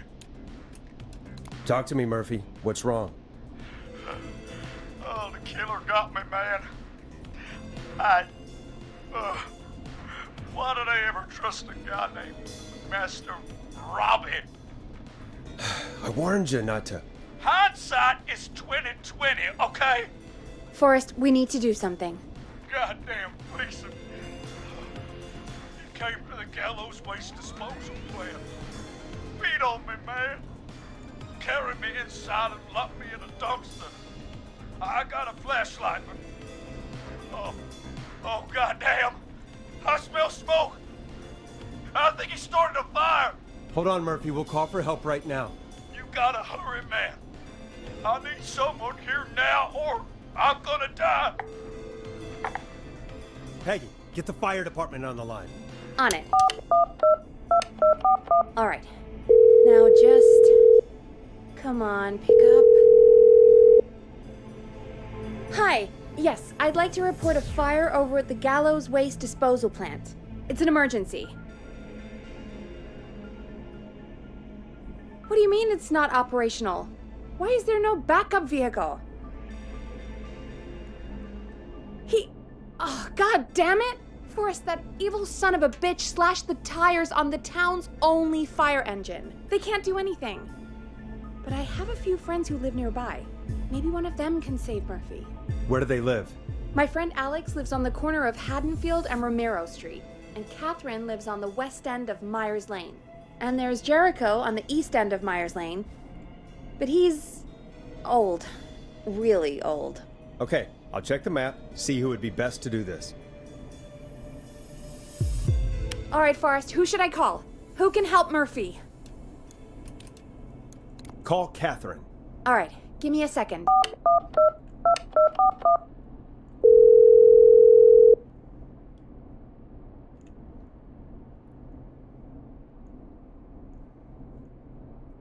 They're on the way.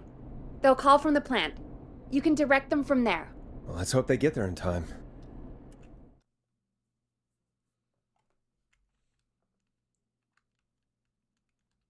Call coming in. It's Catherine. She and Murphy are now both on the line. Hello, Catherine, are you there? What's happening at the plant? The whole damn thing is up in smoke. God damn it. I'm going in. Oh, my reception is terrible in here. God, my eyes sting. Go to recycling. Recycling. Got it. Come on, Catherine.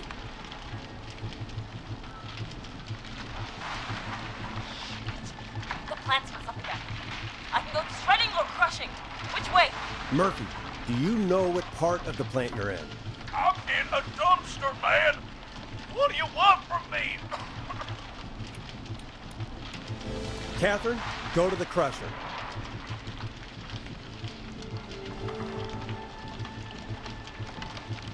Okay, it's super loud. We're almost out of time. There are 3 dumpsters here. One for Gallows Creek Council, Henderson Disposal, and Wide Ridge Municipal. Open the Henderson container.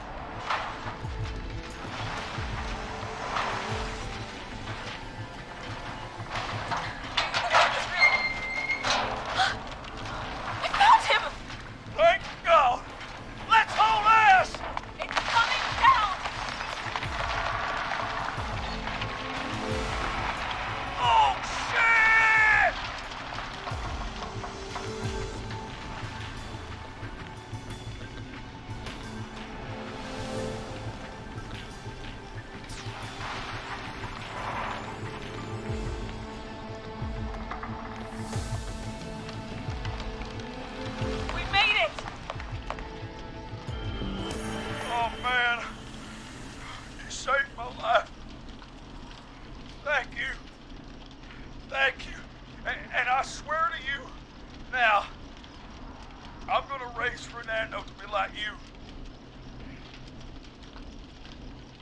And I'm getting my money back from Master Robbie. Hey, you just get home to your son, okay? Will do, Forrest. Well, folks, Gallows Creek has two folk heroes tonight, Murphy and Catherine. I'm sure their deeds won't soon be forgotten. Great job, Forrest. No time to celebrate, though. We got a caller. You know what to do. All right, folks, another of our good citizens is on the line. Let's see what they have to say. Welcome to 189.16 The Scream, with me, your host, Forrest Nash. Forrest, Teddy Gallows Jr. here. I just want to say that my thoughts and prayers are with my Gallows Creek neighbors during this awful time. Oh, it's mayoral candidate and scion of the town founders, Mr. Gallows. Are you in danger?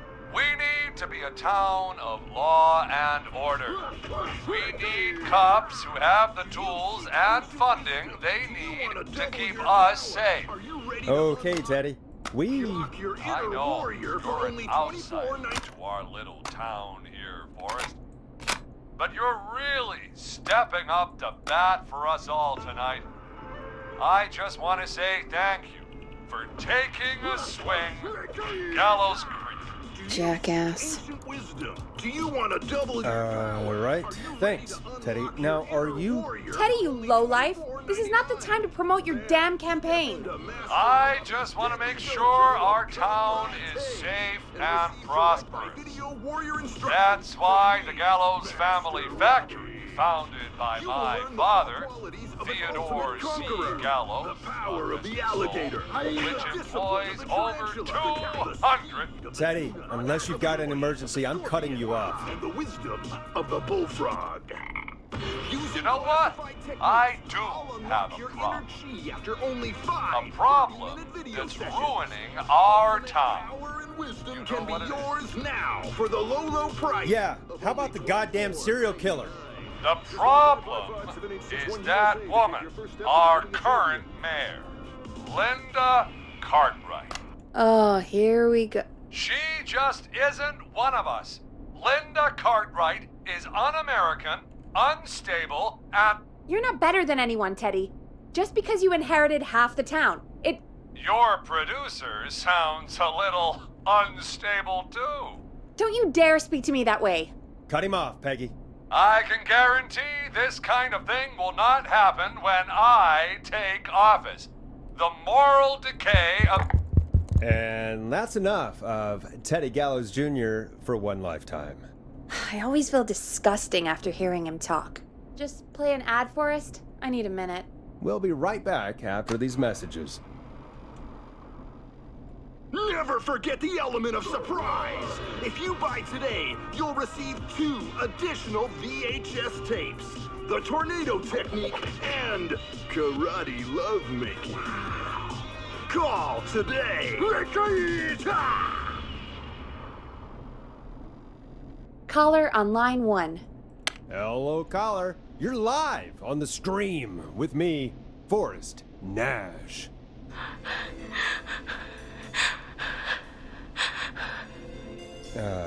Hello, caller. Who is this? I need the police. I'm Forrest Nash. I'm standing in for 911 tonight. What's wrong? There's a guy hunting me and my friends. I think he's killed some of them already. That's him. He's just outside. I can see him from up here. God damn it. She's just a kid. Where are you? Are you somewhere safe? Oh my god. Oh my god. Stay with me, kid. Focus. I can't do this. Yes, you can. Focus. Tell me, what's your name?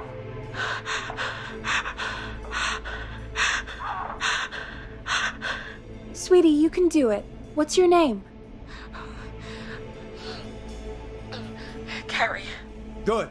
Carrie, listen to me. We're gonna get you out of there. All right? Now, where are you? The old murder house. Upstairs. I'm at the end of a hall.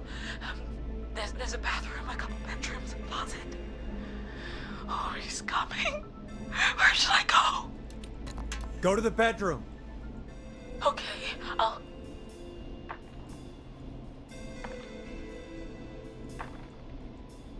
He's here. He's here. He's gonna kill me. Forrest, I don't think we can...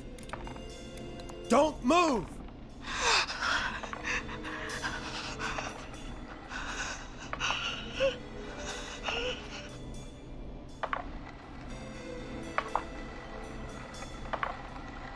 Oh no! Oh no! Ah! Oh no!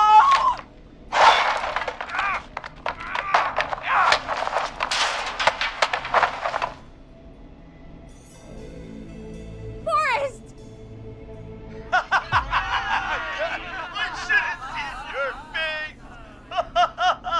What? What? What? Are you kidding me? Okay, what the hell is going on here? Oh, who's on the phone, Carrie? The cops? It's just a joke, jeez. Wait, isn't that... Jimmy, that wasn't funny, you sicko! Of course I called the cops, but some guy just answered instead. What guy? Forrest Nash, what the hell are you all doing? It's prank night, old man. We're just having fun. That's the kid! The kid who called in earlier pretending to be the whistling man. That's it. I'm out of here. You know he's really out there tonight, Jimmy, right? Yeah, right. It's just whistling night, man. That little idiot. Whistling night? It's a stupid tradition. Especially stupid since that one kid died back in... Would you take off that stupid mask if it's hard to breathe? Who's under there anyway? Is that you, Seth? Idiot! Seth is right next to you. That's, wait. Oh no. Who are you? Oh no, man!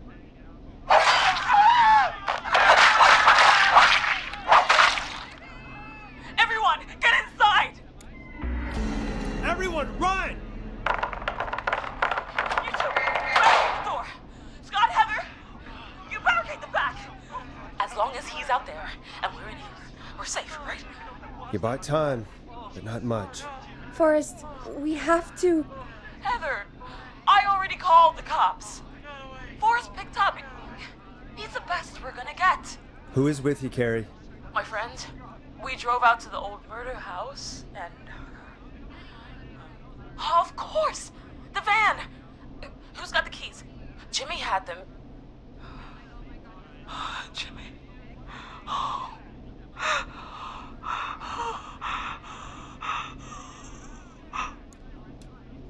Focus, stay focused, Carrie. Focus. Yes. Sorry. I'm here. We'll figure something out. Between all of you, there's gotta be a way to beat this. Just sit tight, okay? Heather, shut up. If we do that, we're gonna get killed. If only Jeannie were here. Jeannie? Jeannie McPherson? Our intern Jeannie? Yes. She's my best friend and the smartest one out of all of us. She stayed in tonight. Forrest, listen. We'll see what we can come up with, and, What? Scott, you're not any good at... And, no, Chad. Out of all of us, you're not the one to... Everything okay? No, we're figuring out a plan, but everyone's volunteering to do things they're just bad at. I think we can figure out what to do, but I don't think we can agree on who should do what. I think you'll have to be the tiebreaker, or else these idiots are gonna get us killed. But I... Shut up, you... Forrest, I'll call you back. But I don't know anything about your friends. These damn kids never learn. Are you okay? They do this kind of thing every year, Forrest. People get hurt. All right, folks. We're gonna work out a way to save Carrie and her friends. This next one goes out to all the trapped kids out there. Peggy, you mentioned something about their friend working here? An intern? Yeah, Jeannie. Seems a nice enough girl, but a bit head in the clouds, you know? Not sure why we took on an intern. We really didn't have the office space for one. poor thing got tucked away in a dark corner somewhere downstairs, I heard. All right, I'll go see if I can find her desk. Hopefully she has something we can use. Hey, you find anything that'll help us out? Let's just see what we can do. Peggy said her desk is downstairs. If you're sure. Carrie's on line 1. Whenever you're ready. This is Forrest Nash, back again with an unlucky caller on this unlucky night. Carrie, are you there?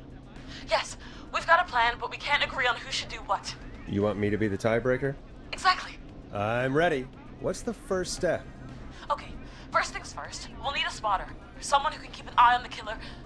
We'll need someone on the roof. It's gonna be a hard climb. We're deciding between Heather, Kyle, and Hot David. Heather's got this. Yes, Heather, he picked you. Now please, stop talking about all your cheerleading trophies. Part 2, the Whistling Man padlocked the gate back to the road. Before we drive out of here, we need someone to pick the lock. Seth, Jennifer, and Scott all want to do it. Jennifer. Jesus, Jennifer, you carry a bump key? Why didn't you say so earlier? Anyway, that brings us to part 3, getting the van keys. I'll volunteer for this. I don't know Jimmy as well as you guys, so it'll probably be easier that way. Then is part 4. This is a very detailed plan. I'm impressed. Yeah, it's weirdly easier to think when you're about to die. You're doing great. What's the next part? Part 4, we need someone to lead the Whistling Man away. We need a fast runner. For this one, we're trying to decide between... Who was it again? Hot David, Cynthia, and Scott. Hot David. Yeah, you, do spend a lot of time running shirtless. You got this, Hot David. Sweet. Okay, let's recap. We get the eyes on the roof. A runner distracts the killer while we grab the van keys and pick the lock on the gate. Now the tricky part. The getaway. Ooh, what's the plan there? Well, we can't all outrun the Whistling Man. But he thinks we're just a bunch of stupid teens. So, let's use that against him. Part 5. We trick the killer into a trap. Someone can pretend to be injured. Who would make the most believable lead? Who you got? We got Lisa, Tammy, and Cynthia. Lisa. Whoa. You're right, Lisa. Having to smile at rude customers is perfect practice. That should take care of the killer. And then it's time to get out of here. Finally, part 6. We need someone who can drive us through the woods and back to Gallows Creek alive. Who's our getaway driver? Should it be... Who have we got? Chad, Scott, Cynthia, whatever. Forrest, you know what to do. Chad. Oh, perfect. Your go-karting experience will be great, Chad. Thanks, Forrest. We'll just take a few seconds for ourselves, and then it's go time. Sounds good. Talk to you in a sec. Good luck, Carrie. That actually sounded like a pretty good plan. I hope you're right. Yeah, let's hope.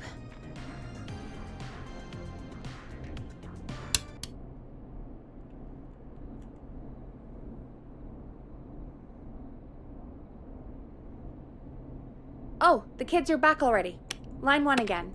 If you're just tuning in, we're coming to you live with a bunch of teens about to flee a madman.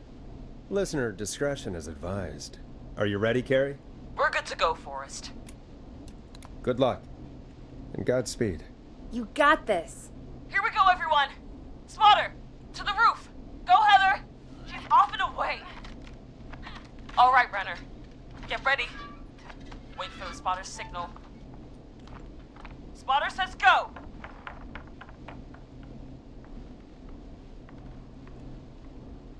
You took the bait. Lockpicker, go. I'll get the keys off Jimmy.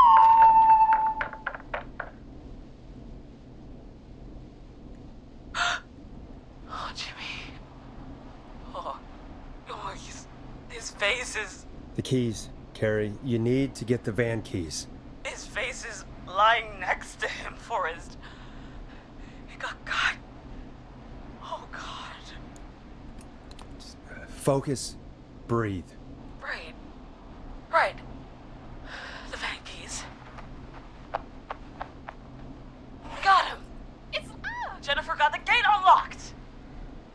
hot David should be back any second. Perfect. It's working. I can't believe it's actually working. You're doing great. Focus. You got this. We got this. Next step, trap the killer. All right. Wait. Get into position. Everybody else, hide.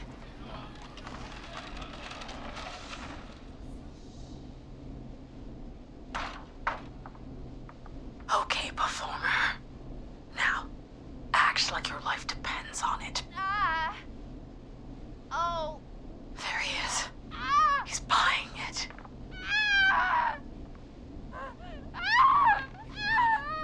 Now! Push the bookshelf over!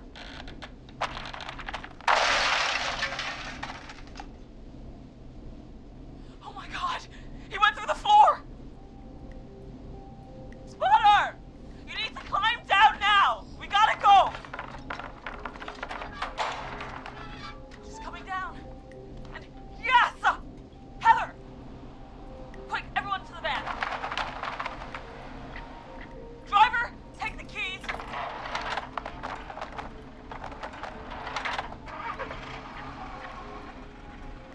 The damn gate swung shut.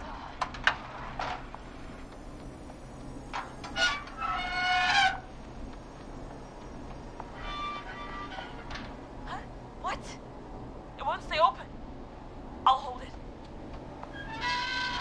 You drive through. Carrie! What was that? It's a whistling man. Drive! Now!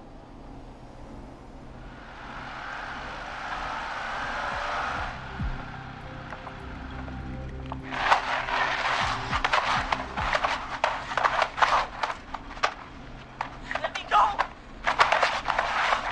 Just go! Just drive! Oh my god.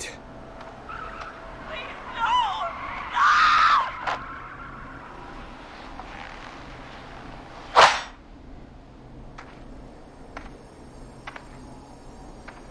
Carrie?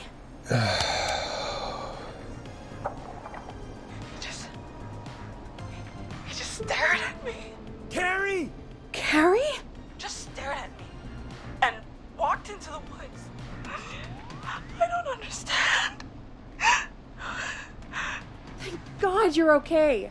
Can you get somewhere safe? I can make it home. Thank you both for helping. If you hadn't, It was your plan, Carrie, and it was a great plan. It was really all you, Carrie. Still, I need to get home. Breathe, Carrie. You're okay now. I'll call you when I'm somewhere safe. Talk to you then. Folks, that was a lot. Our thoughts go out to Jimmy's parents in this awful time. For any kids listening in, please stay inside and stay safe. And parents, hug your kids extra tight tonight. Here's a song for the girl walking home in the dark.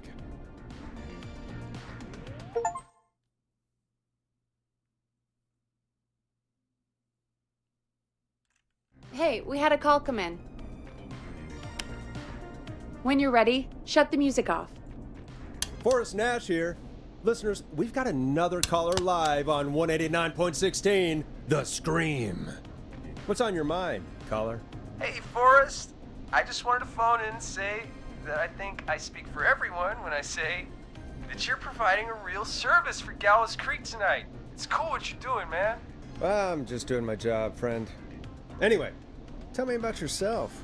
What's your name? Are you keeping safe tonight? Yeah, man, I'm good, thanks. I'm at my roller rink, trying to get everything ready for the Harvest Festival tomorrow.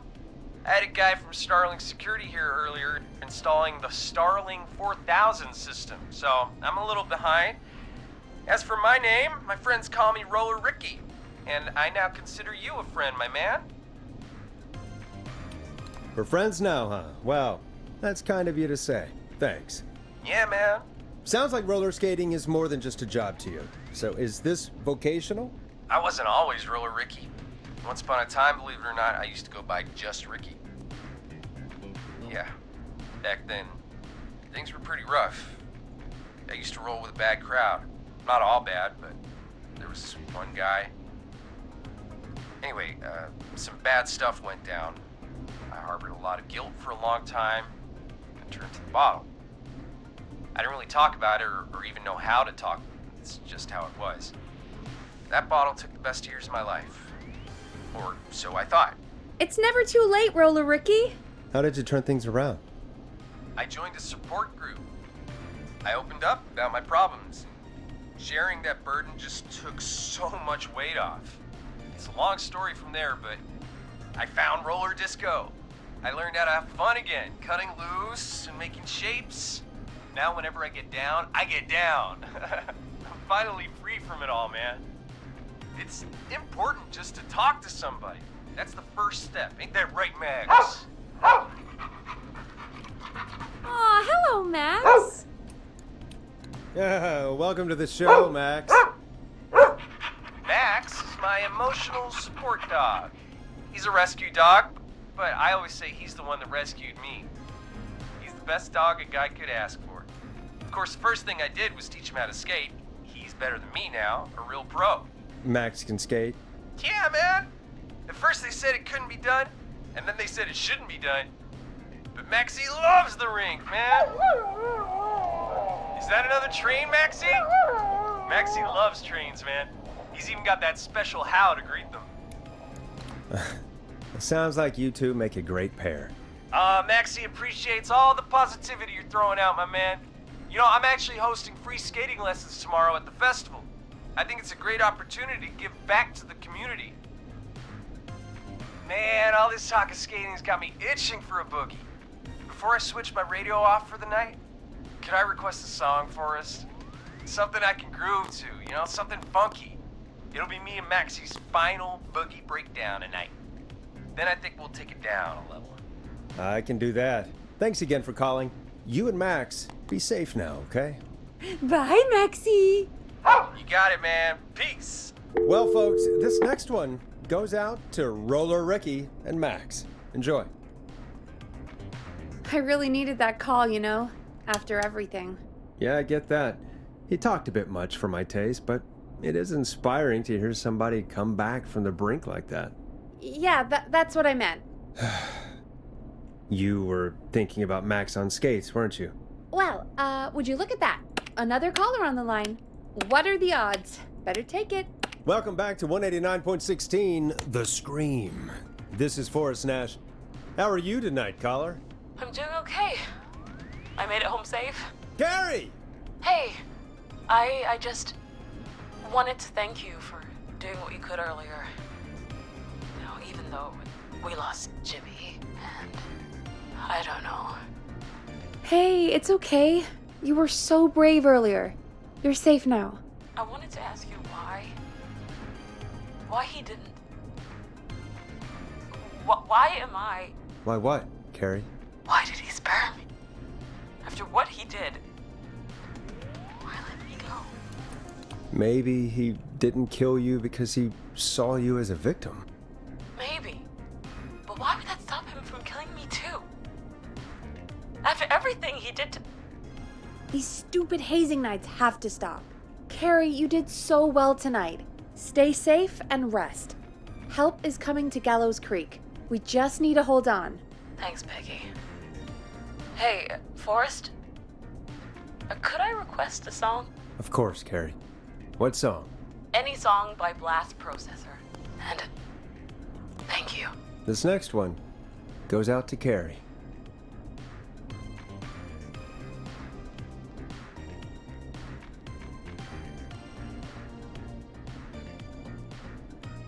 You know, what Carrie just said has really got me thinking. About what? The whistling man left her alone. Why?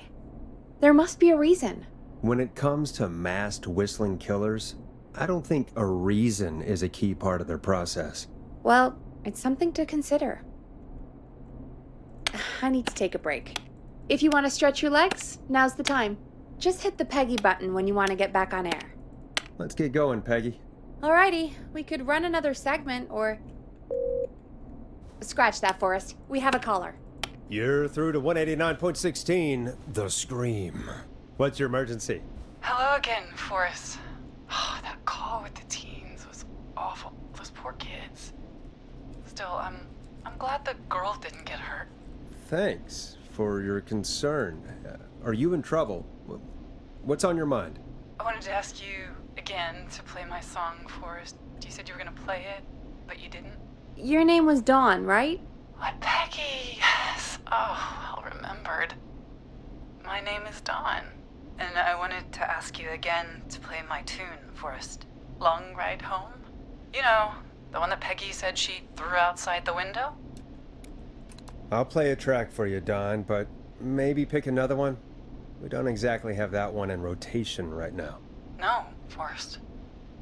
You do have it. It's just outside the window. There's a serial killer on the loose. I can't just go outside hunting for a record. I'm really sorry, Dawn, but we just can't get it right now. But wasn't the Whistling Man just at the old murder house? That's miles from the station. It won't take you a second to grab it. Don, I'm not sure if you've heard, but there's something unnatural about this freak. He's fast. I'm not risking it. Oh, but I think you will. Forrest? Peggy, I'm calling with more than a request. I know something. I think I know who's gonna be next. What? Are you serious? Play my song, Forrest, and you'll find out. Well, folks, here's some music for you while I think things over. Is she serious, Peggy? She's serious about hearing that song, that's for sure. Peggy, I mean, is she serious about... I don't know, Forrest, but we don't really have a choice, do we? If she's telling the truth... All right, I'll do it. You're a good man, Forrest. I'll slide you the key to the fire door. Wait. Our fire door has to be unlocked? Yeah, you know, I never thought about it, but yeah. We should talk to Reggie about that later. Anyway, I'll hold the fort down while you're out. Maybe I'll even get a caller. That could be exciting. 189.16, The Scream. With me, Peggy.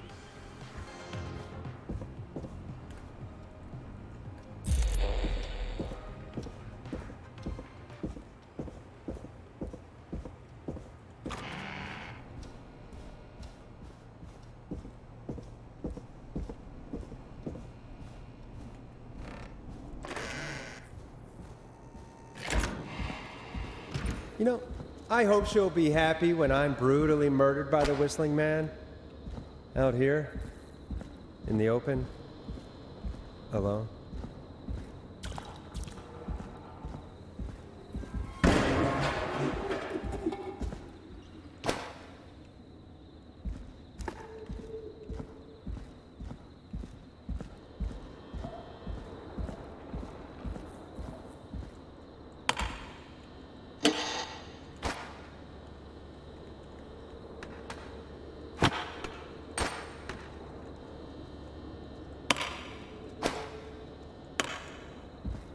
Here it is.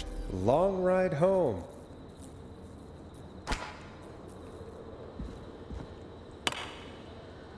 Bingo!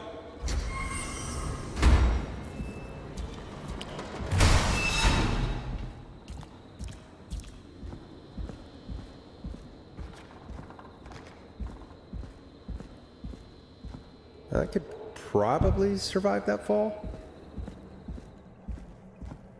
Looks like the janitor's closet. What did Peggy say his name was? Clive? Huh, there's a key. I'll just take that. Might be important. What the hell? Peggy is not gonna believe this. I wonder how the show's going.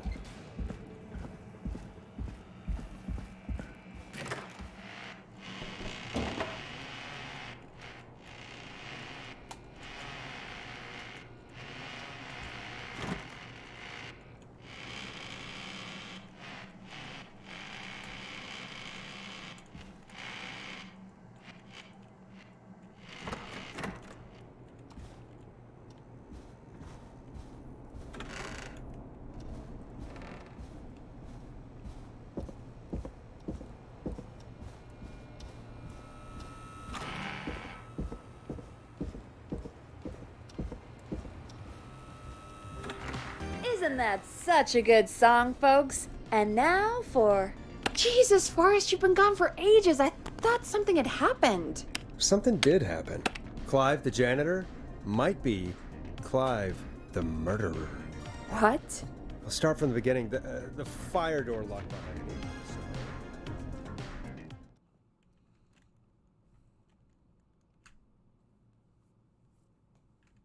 Why did you heave that thing all the way up here?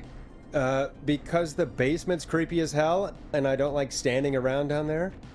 Fair. All right, let's run through this again. We have a creepy board you found in a creepy basement made by our creepy janitor who you think is the creepy whistling man. Yep. And on the creepy board are the names Chuck Brody, Kim Walker, Rebecca Allen, and Aunt Williams. Correct. And you think one of these people will be the whistling man's, Clive's, next target. That's right. And we've got to find them. You said there are 4 locations listed there too? The hospital, the power station, the gas station, and the trailer park. Clive must think the target is at one of those locations. Forrest, you're gonna have to figure out if any of the potential targets are at one of these locations tonight. Hit the button if you need any help. How's it going? I'm ready, Peggy. Are you sure? We've only got one shot at this. I'm sure. Let's do this. Okay, name first. Who do you think the target is? Chuck Brody. And where will I find them? The gas station. Okay, I'm dialing. One moment.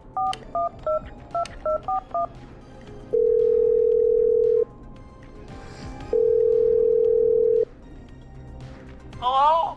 Chuck Brody! Listen, I know this sounds crazy, but we have reason to believe the Whistling Man is coming for you. You need to get yourself and everyone else out right now. The Whistling Man? Who the hell are you? Who is this? This is Forrest Nash. Listen, the Whistling Man's back. We found a list with your name on it, and... Oh, God. It's today. The year I finally let myself forget. It's today. What happened today? Today.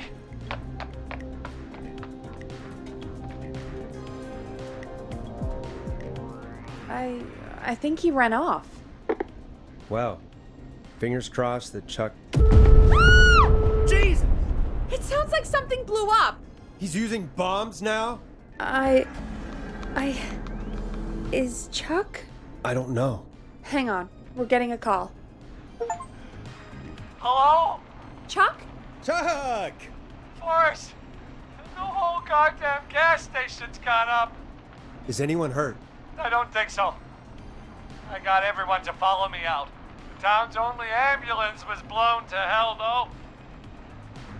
Yeah, damn it, that fireball threw me. I've got to get to the hospital. I'm not feeling great.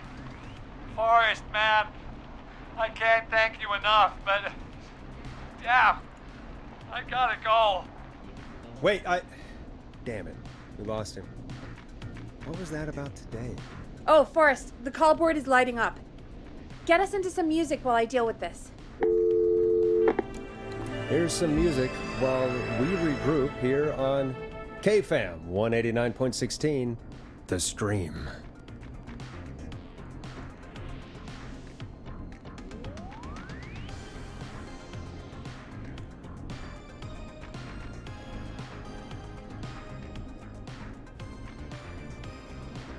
There's gotta be more in the basement to show us who Clive is targeting.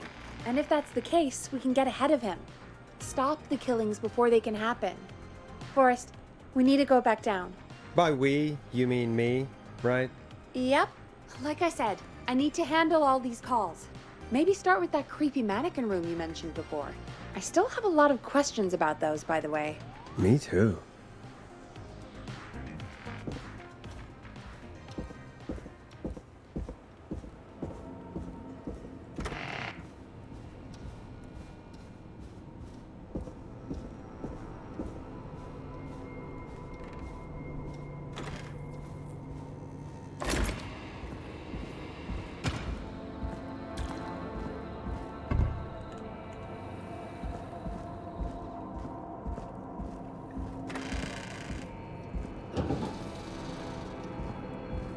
The key.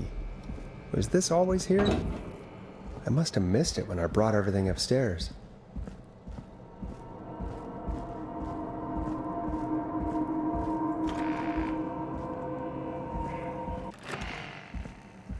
Hey, Forrest! Peggy, give me some warning before yelling down the intercom. Sorry. What have you found, Forrest? Buzz the intercom when you find something and want to discuss it. I think I need to keep looking. Peggy, I've found a tape and a map down here. A map of what? Looks like it might be to somewhere in this storage area. Weird. Well, maybe the tape will give us more information. Give it a play. All right, then. Buzz the intercom when you find something and want to discuss it. That's when this all began for me. Follow the maps. Forrest, you should listen to that first tape you found. Wait, George Barrow? We all heard that he drowned after a night out drinking. Was it actually Clive? Has Clive really been the whistling man for that long? Do you think you found everything, Forrest? I think there's gotta be more down here. I need to find all the tapes. You think so? How much did Clive hide down there? Well, if there are more tapes, then there must be more maps to follow, right? That seems to be the case. All right, then. Buzz the intercom when you find something and want to discuss it. He says I need to follow the maps and find the tapes. I guess that's what this map is about. Small lacerations to arms, legs, and face, typically obtained by running through foliage. This looks useful. Preliminary toxicology results show no sign of inebriation.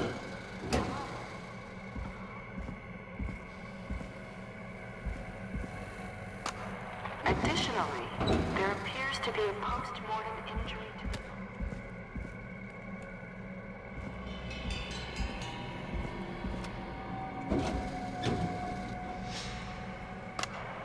It is the coroner's opinion. Now this has to be important. Fall from a height into a body of water. What the...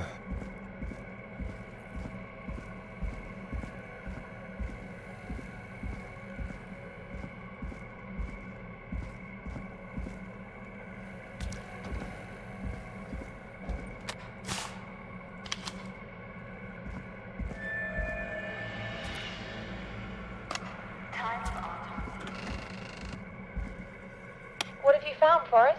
It's an autopsy tape. Doesn't say for who, but I think it must be for George. Poor George. He was so young. Something's bugging me, Peggy. What do you mean? I swear I recognize the voice of the woman talking on the tape. I just can't place it. Seriously? Do you think you've met her before? I don't know. I mean, I just got here recently. I don't know. Found another tape. It talks more about how George died. What did it say? It sounds like he was running for his life. Sprinting through trees and bushes, getting cut up all over. What would drive someone to do that? I'm not sure yet. There's also a tape about a toxicology report. There were no signs of drinking or that he was on anything. What? But everyone said he went swimming drunk and drowned. It was in the newspaper and everything. I found a written autopsy report. What does it say? According to that, it's just like you said at the start. George drowned after getting drunk. Said he liked to fight, too. But that contradicts the tape. I know. And I think I know why. There's a note with the report that says, "I'm sorry I made you do this, Virginia." If it was on the autopsy report, then Virginia must be our coroner. Wait, the caller from earlier. When we had to call the takeout restaurant. Wasn't her name Virginia? We need to call her back once we finish down here. It looks like she might know something about what's going on. I found a tape that introduces a new detail to the story. Post-mortem injury. Apparently, his arm got caught in a car door. A car door? Yeah, after he died. How do you suppose they can tell? How can they tell? I'm a radio producer, not a coroner. The written report I found doesn't mention it at all. How did his arm get trapped in a car door after he died? Unless he got it when the police collected his body? I guess someone else must have moved him after he was dead to where he was eventually found. But the report, what is going on here? I found a police report. Mentions a friend from earlier, Sandra Sharp. Sandra. The jazz runner? That's right. She found George's body washed up at the reservoir. The reservoir? Yeah? What's strange about that? George got cuts from running through foliage, right? But there's no forest around there. Also, how did it wash up at the reservoir? What do you mean? Reservoirs don't have tides. But that's what the police report said. It's not possible, though. I did a school project on reservoirs and got an A. But, yeah, not important right now. The important thing is that it doesn't make sense. What are you suggesting then? That the body was originally found somewhere other than what the report suggests? That the sheriff tried to cover it up, but accidentally let something slip? Something like that. I think. Well, Sheriff Matthews wrote the report. If he hadn't been eviscerated, we could have asked him. True. But Sandra is still alive? Once we're done down here, we should give her a call. In another tape, the coroner comes to the same conclusion as I did. George was running from something. Maybe an animal? Maybe, but then there's this next bit, where the coroner thinks he was moved post-death. So she agrees with us. At the end of the tape, someone burst in and demanded Virginia stop recording. I think it was Clive. This is starting to make sense now. This is a conspiracy to cover up what happened to George. I think I found Clive's last recording. I think Clive might be gone. Gone? I found a confession. Not for any killings, but for playing a part in covering up George's death. He left this behind in case he died. He hoped someone would find it. Do you think the Whistling Man already got him? Possibly. We've had a lot of callers tonight, but maybe not every victim made it to the phone, you know? We don't know how many there really are. Christ, Forrest, that's dark. I know, but Clive said he had read about other murders in other towns, and that the murders were all folks who knew about the incident. And the killings were getting closer to Gallows Creek. He said he wanted to do something good for once. The board in his office. He wasn't tracking people down to kill them. He was tracking them down to save them. Ugh, why didn't he just come out with all of this? He said his employer threatened his family if he spoke out about any of it. His employer? The one who orchestrated the cover-up? Oh, Clive. I'm sorry for thinking you'd killed all those people. Do you think you found everything? I think so. Forrest, what's going on here? Someone wanted that boy's death to seem like an accident. And they hired Clive to make it look that way. Come back upstairs when you're ready. We need to figure out our next step.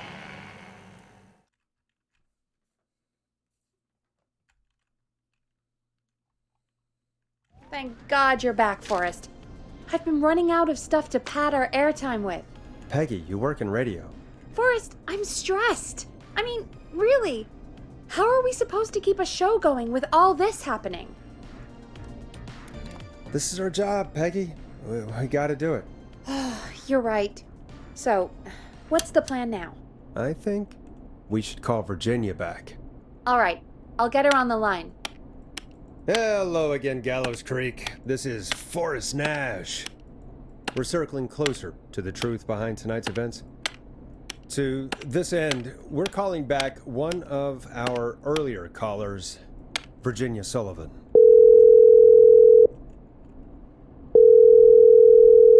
Fredman Plunker here? Who's this? Is it you? Goose? Plunker, hey, it's the Radio Man, Forrest Nash. Radio Man? What's up? Solving mysteries, saving lives. The huge. Right. Plunker, what are you doing at Virginia's house? She asked if we could stay to keep an eye out for that whistling turd. So we're hanging out, bro. Well, that's big of you, Plunker. No, it's nothing. Can I speak to Virginia? Sure thing, Radio Man. I'll just go get her. Who is this? Hey, Virginia, it's Forrest. I'm glad you're still okay. Oh, Forrest.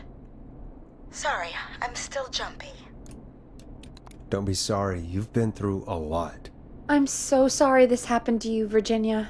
I thought I was. I thought... Easy. We're not calling to talk about earlier. We're calling because we think you can help us understand why this is happening tonight. Me? What would I know? Well, can you think of any reason why you'd have been targeted? No, I don't think so. All right. When you were attacked earlier, you mentioned a name. Clive. I don't know what I said then. I was petrified, Forrest. Clive's the janitor at our station, and we know you spoke to him in the past. Forrest, please. You don't know what you're doing. He'll come for me. Virginia, it's okay. Clive won't be coming after you. We think Clive's dead. Dead? But isn't he? He's the whistling man, Forrest. Why are you so certain Clive's the whistling man? Because all those years ago, It's okay, Virginia. He's gone. We found evidence to suggest well... And we found your autopsy reports for George Barrow. How? I saw him destroy them. Well, he didn't. I don't know if he kept them or made copies or what, but we found them, and we know it's related to what's happening tonight, which is why we called you. Why did you write a false report? All right. One day, I came into work to find a boy on my slab. And as I finished the autopsy, this man, Clive, he just burst in. And he started making demands to give over the reports, to falsify what I found. Of course I said no. But, well, when someone wants to make you do something, they can use the carrot or the stick. For me, he used both. You see, my sister is sick. She has a chronic condition that's never going away. It's expensive to treat, and it was getting to where I couldn't afford it. And Clive promised me that his employer would pay for my sister's treatment if I did what he said, and that if I ever spoke about this, he'd beat me to within an inch of my life. I don't know why he had me do it, but my sister needed me. You have to understand, she needed me. We understand. Thank you, Virginia. That was brave. God, I just want this nightmare to end. This will help end it, Virginia. Thank you. Stay safe, Virginia.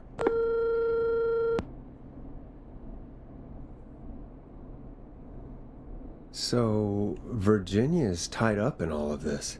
Clive threatened her to keep quiet about George's death. But for who? Why cover up these details? Well, we know Sandra was involved in George's death. Do you want to call her? I do. Alright, but before we go asking questions, I think we should know what we want to ask. Is that fair? Yeah, we need to ask her about finding the body. She was the one who discovered it, but something just doesn't add up. 100%. She knows more than she's saying. I wonder what she's hiding. We'll hopefully find out soon. Anyway, just be careful when you're talking to her. Don't push too hard. We don't want her to hang up. I'll be careful. Alright, calling her now. Hopefully she's at her jazz studio.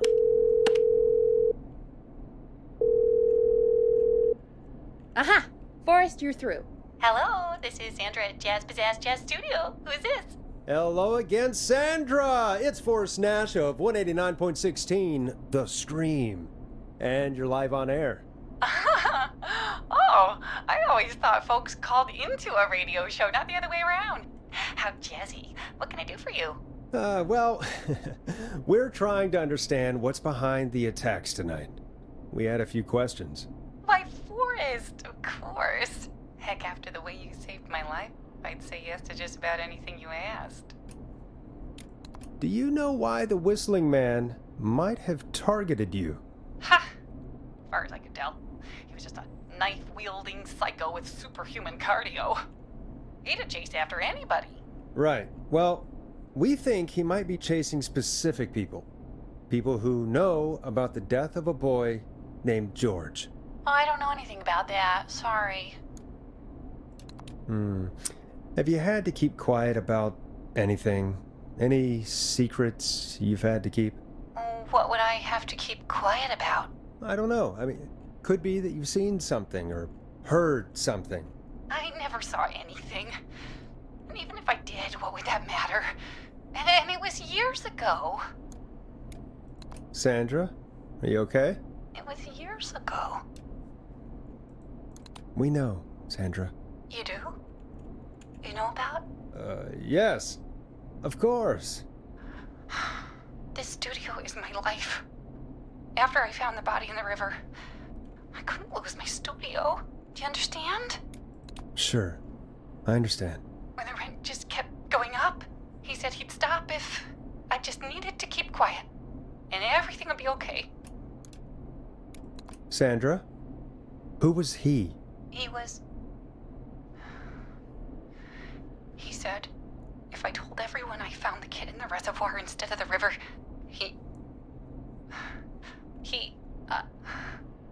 I'm sorry. I can't do this. And she's gone. I don't think that could have gone any better. You truly did great, Forrest. Well, folks, if anyone out there has any thoughts on what's going on tonight, please call in. That's good timing. We've got a call waiting just this second. Welcome to 189.16 The Scream, with me, your host, Forrest Nash. Hi, Forrest. I know this is really out of the blue with everything happening tonight, but I wondered if you could send a special birthday message to my uncle. No, I don't wanna. Oh, come on! It's his birthday. I won't have a chance to do it again until next year. May as well, Forrest. Fine. What's his name? Thank you, Forrest. He's my Uncle Ronnie. His first name's Peter, but he never liked his name. But since he always had salt and pepper hair, even as a kid, can you believe it? Folks always called him Pepper. Thanks for the history lesson. Is there anything besides happy birthday you would like to say to Mr. Pepper? Oh my god damn it! Yes! Tell him he can get the best birthday deals and party packages here at Putney's Pizza. Starting at just... You son of a bitch! Stop calling us! God damn it, Peggy, this is your fault. My fault? I said I didn't want to do it. Don't blame me because Brian Ponte can't control himself. Don't worry, we've already got another caller on the line. Just pick it up, okay? This is 189.16 The Scream. I'm Forrest Nash. You're on the air, caller.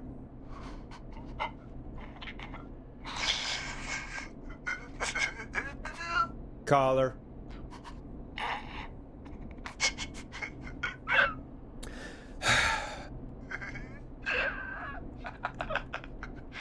Ponte? Ponte's Pizza always delivers! Come rain or sleet or whistling man, we'll be there!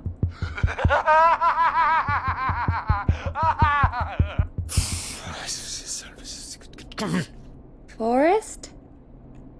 Forrest? Are you okay? Forrest? I hope the Whistling Man gets in with his own pizza slicer. Jesus, Forrest? Sorry, that was too much. It's okay. It's been a high-stress night. Don't worry about him anymore, okay? Not for tonight, anyway. I think he's spent for now. We've got another call, whenever you're ready. Folks, don't spend your money at Pawnee's Pizza. That's all I'm gonna say about that. Moving along, I'd like to welcome another caller to 189.16 The Scream. With me, Forrest Nash. Who may I say is calling? Well, hello again, Forrest. Don, order delivery form. Starling must have left this by accident. This system's not even installed at Woodside. Ah, I bet I know why you're calling. Starling 4000, user manual. Ah, these codes should come in handy. I'm sorry I didn't play your song. There's a lot going on. But please? Never mind that now. First, I'm calling because I need your help. Are you in danger?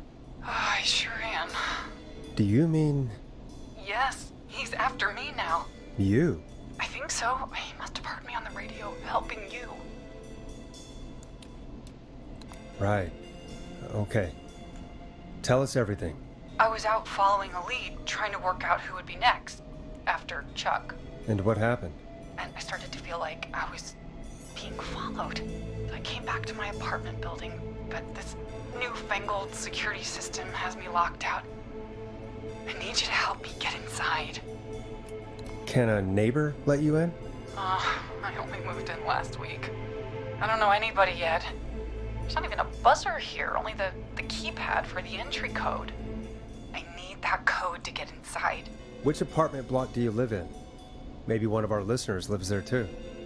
It's the new Woodside apartment building between the town hall and the trailer park, but I doubt any of your listeners live there. I don't have many neighbors.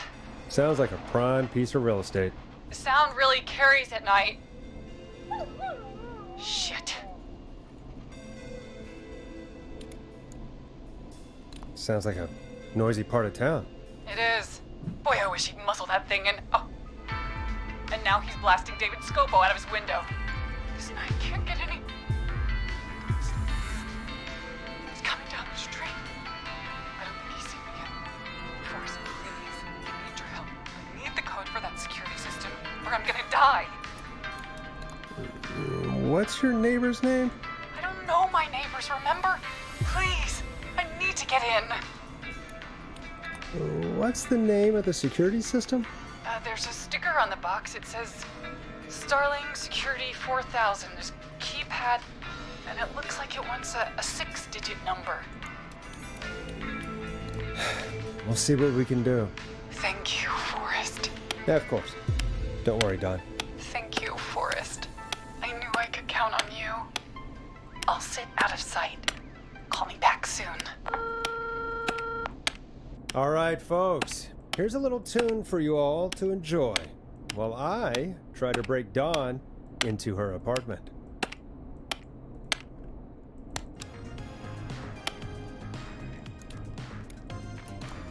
You were pretty quiet there, Peggy.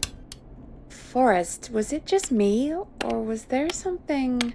Yeah, it wasn't just you. Something was weird about that. Yeah. Well, tell you what. We have a Starling 4000, or whatever, here at KFAM. Clive bought one for the station. Maybe we can find something to help. Well, I'm not sure who. But to help someone.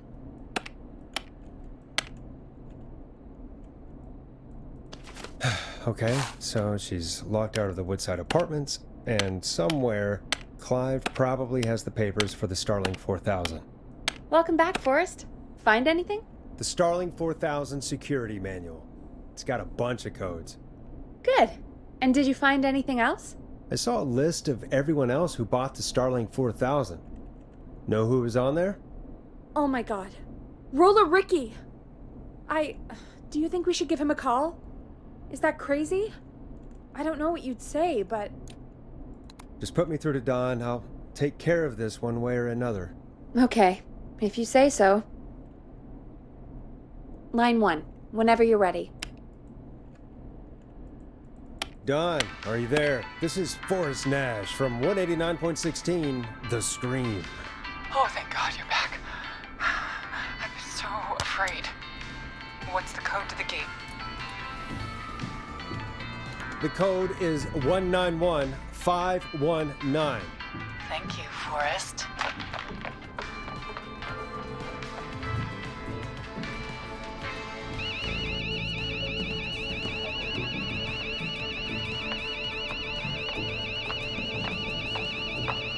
Son of a bitch.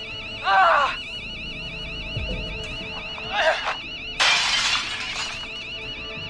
Is she?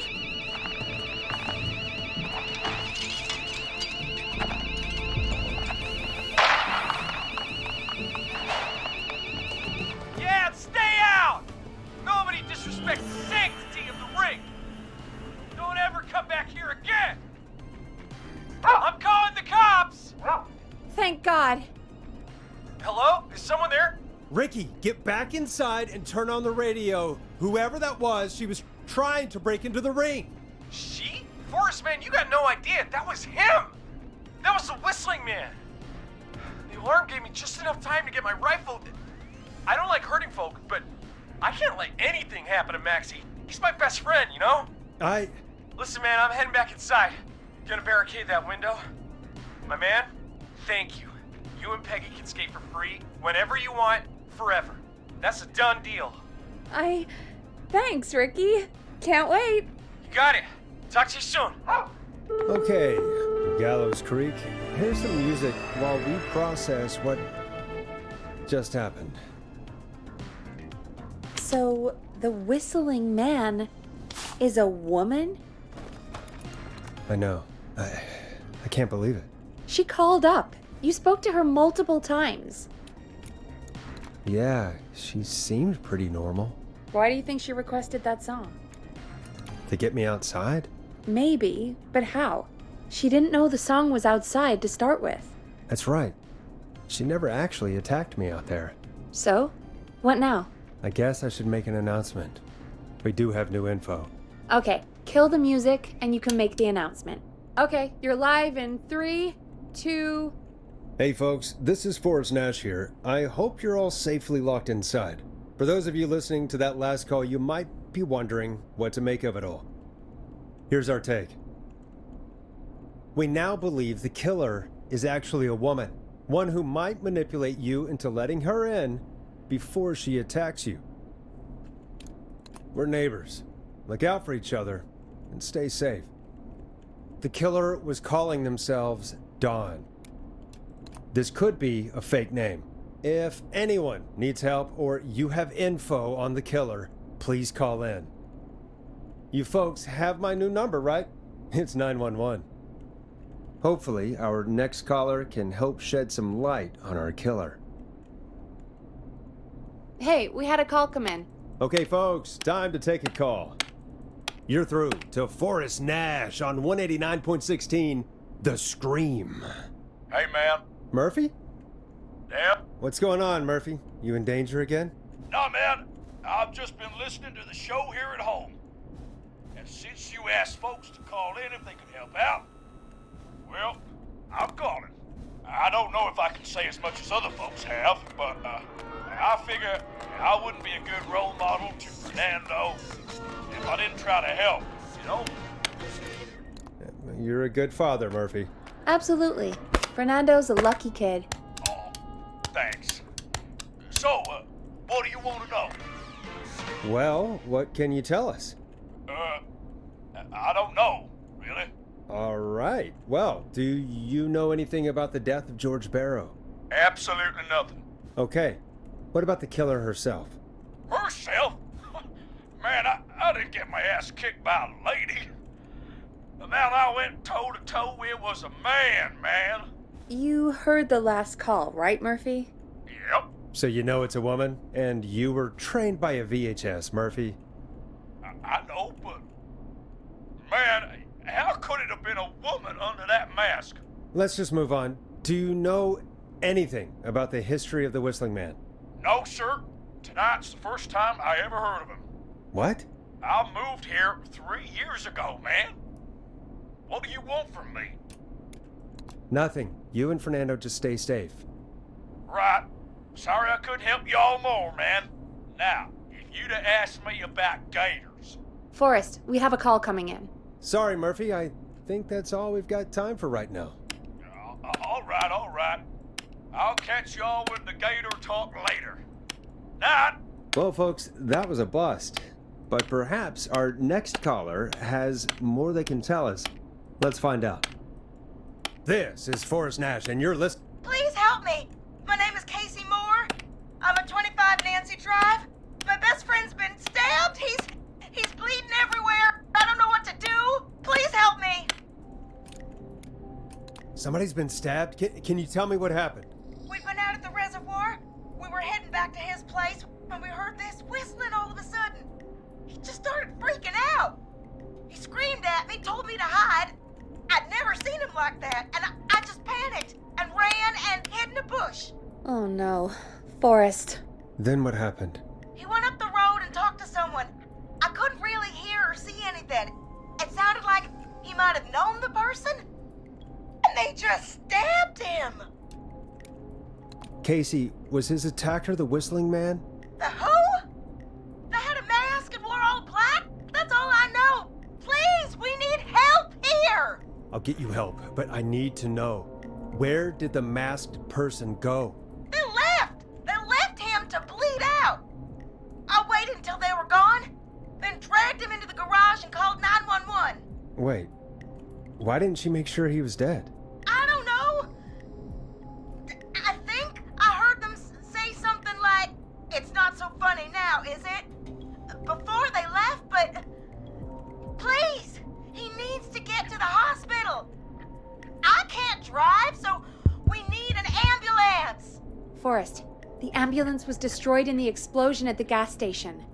You should get all the info you can. What's your friend's name, Casey? It's Jason Parker. Can you tell us where Jason was stabbed? They stabbed him in the stomach, and then stabbed him again in his leg when he was on the ground, and it's... Oh, the knife is still there in his leg. We'll be right back. Peggy, patch us through to the hospital. On it. Phoning St. Gabriel's now. Switch to line 2. Hello, St. Gabriel's Hospital. How can I help you? Hi, this is Forrest Nash from 189.16. We have a stab victim at 25 Nancy Drive named Jason Parker. He's been stabbed in the stomach and the leg. He's bleeding heavily. Oh God, I'm sorry. With the ambulances, well, you know. I know, but please, we need something or he's going to die. Forrest, listen, you're going to have to get him here. We need to see him and we can't get there ourselves right now. We don't have any way to drive him right now. And even if we did, he's bleeding out fast. All right, listen. We need to buy him time to get here. That means stopping the blood first and then finding someone to stabilize him. To stabilize him, you really need someone with first aid training. Do either of you have any? No. Me neither. Damn it. I'm really sorry about this, but I have other patients who can't wait. All I can do is talk you through the procedure as quick as I can, and then leave the rest to you. You think you can handle that? We don't really have much choice. Hit me. Okay, from the top. If he's bleeding out, then you need to get him comfortable and try to stem the bleeding. Lay him down. Apply continuous pressure directly to the affected areas. When the bleeding slows, get a clean cloth of some kind and hold it over the wounds. Get them comfortable. Apply pressure. Clean cloths when slowed. Got it, I think. You said he was stabbed, right? If the object he was stabbed with is still in him, don't take it out. It's stopping the worst of the bleeding right now. If anything, you should secure it so it stays where it is. I wouldn't have thought of that. It makes sense, though. God, that was a lot of info. But I think we can handle this. Glad you got it so far, because there's more to go. This is a lot to remember. Are you sure you can't stay on the line? We're wasting time. Please, just let me continue. If he's lost a lot of blood, he may enter shock. If he does, act fast. If you applied a cloth and it's bleeding through, don't remove it. Just apply another on top of it. If it's safe, elevate his legs to get blood circulating to his vital organs. Try to keep him warm. Get him to rest and reassure him. We need the patient to stay calm. All right, don't replace bandages. Elevate his legs. Keep him warm and calm. This is a lot. I'm really sorry. That's as much as I can give you right now. Try to stop the bleeding. Find someone to get him stabilized and get him here as quick as you can. Good luck. All right, Forrest. Casey's still on line 1. Hello? Hello? Forrest, are you there? I'm here. How is Jason doing? Badly. He's still bleeding. I need help. I've been putting pressure on his stomach wound since you left, but he's still bleeding. I don't know what to do. That's good, Casey. The nurse said to do that. What about the knife in his leg? It's gotta be hell. Should I pull it out? No, don't touch the knife. The bleeding will get worse if you pull it out. Are you sure? I'm sorry. I'm gonna stop making suggestions. No, don't worry, Casey. We're a team here. We're all going to get Jason through this. Casey, is his leg wound bleeding right now? I hate looking at that knife. Yeah. It's bleeding. His stomach is worse, though. I think we need to secure the knife so it doesn't move around. Do you have anything you can tie around it? Yeah. There's some laundry piled up on top of the dryer, some cloths on the hood of the car, and what else? I guess I've got my jacket. Look in the laundry for something like a towel or a shirt. Hold that over the wound. Okay. Looks like I'm gonna have to buy you some new whites, Jason. Here we go. I'm sorry, Jason. It's secure. I'm putting pressure on his stomach again. I'm starting to think we might make it. Forrest, can I have a word? Casey, I'm gonna have a quick word with Peggy. Keep putting that pressure on and let us know when the bleeding is under control. You're doing great. But what if something happens? We'll still be here. Just shout if you need anything, and we'll be there. I promise. Okay. I'll wait. Jason, please be okay.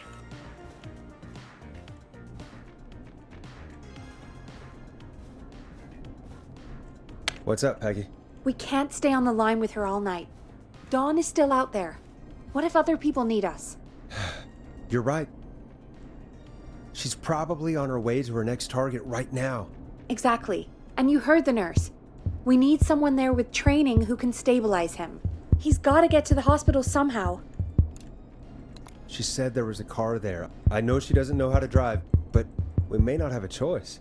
Forrest, that's a terrible idea. Never mind hurting Jason. She might get herself or someone else killed. Don't suppose you have any ideas then? I might. A little before you started working here, KFAM did a mandatory first aid training course. Me and Karen missed it because we were away on a producer getaway. You skipped it, didn't you? Never mind. So, how does KFAM's first aid course help us? Casey said they're at 25 Nancy Drive, right? Yeah? Why? They put up a bunch of cheap houses around there about 10 years ago. So a bunch of people here at the station live around there. Do you think any of them could help Casey and Jason? Probably, but I don't know who lives there. And since I missed the training day, I don't know who knows first aid. Could you call them and ask? I don't know everybody's numbers. I've only ever called Karen. Everybody's personnel info is probably in Reggie's office. Got it. I'll look through their files in Reggie's office. It's a life or death situation. I'm sure they won't mind. Right. But there are a couple of problems with that. Go on.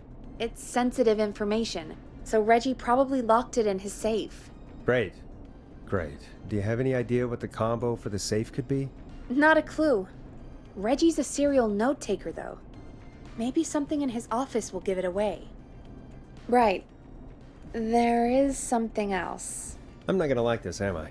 Have you ever heard, "The future is floppy"? Peggy, what the hell are you talking about? I'm talking about floppy disks. Floppy disks are like these futuristic things that have information on them. You put them in a computer and they do something. Peggy, I know what a floppy disk is. Anyway, Reggie decided that the future is floppy and started phasing out our physical records and replacing them with these floppy disks. I imagine it's the same for our personnel files. That's good to know. Since we haven't heard anything from Casey, I'm guessing Jason's okay for now. I'll check out Reggie's office and see what I can find. You'll need a key for that. I'll just slide it under my door now. Thanks, Peggy. I just have to look around.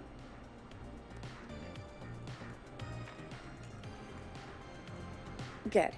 I'll patch my mic down to the office, so you'll hear me over the intercom.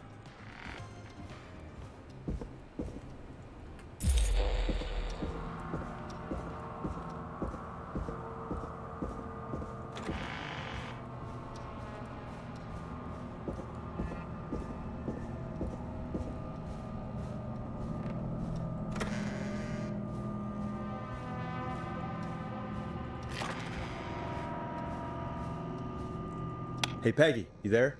Yeah, I'm here. Did you find what we need? I can't figure out how to get into this stupid safe. No worries. We still have a little time. Reggie writes almost everything down somewhere. I'd recommend you start reading. I'll have a look around. You're probably right. I'll let you know when I find something, or don't. Looks like I need a 4-digit code. Peggy, I still have no idea how to open this safe. Okay. So let's change our thinking.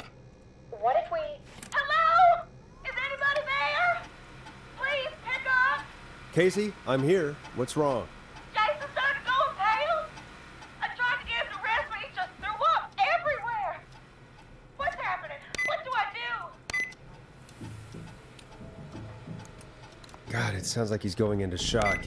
Casey, just stay calm. It's going to be okay. Nice! But the bleeding seemed to slow down. Did I mess up? Jason, I'm sorry. Casey, calm down. You've done everything right. I need you to listen to me, okay? For Jason. What did the nurse say to do about shock? Casey, I need you to elevate Jason's legs. We need to get the blood flowing to his vital organs. Got it. Jason, stay with me. I'm just gonna move you. This might hurt. Okay. I propped his legs up on the boxes. I'm looking at my notes. We need to get Jason as warm and comfortable as possible. Do you have anything you could use nearby, Casey? Yeah. I still have some laundry next to me. I'll wrap him in some blankets. Just give me a second. Sorry. Jason's bleeding through his bandages. Should I get him new ones? Or... Oh, God. Don't remove the bandage. Apply another one on top of it. Do you still have something you can use? I've used the rest of the laundry to keep him warm, so... I'll use my jacket. I can always get a new one. I'll fix his bandage and get him warm. Hold on, please.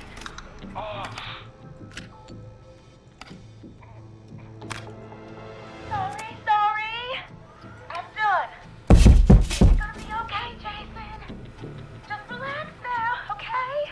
Sorry. I'm scared. He's not doing well.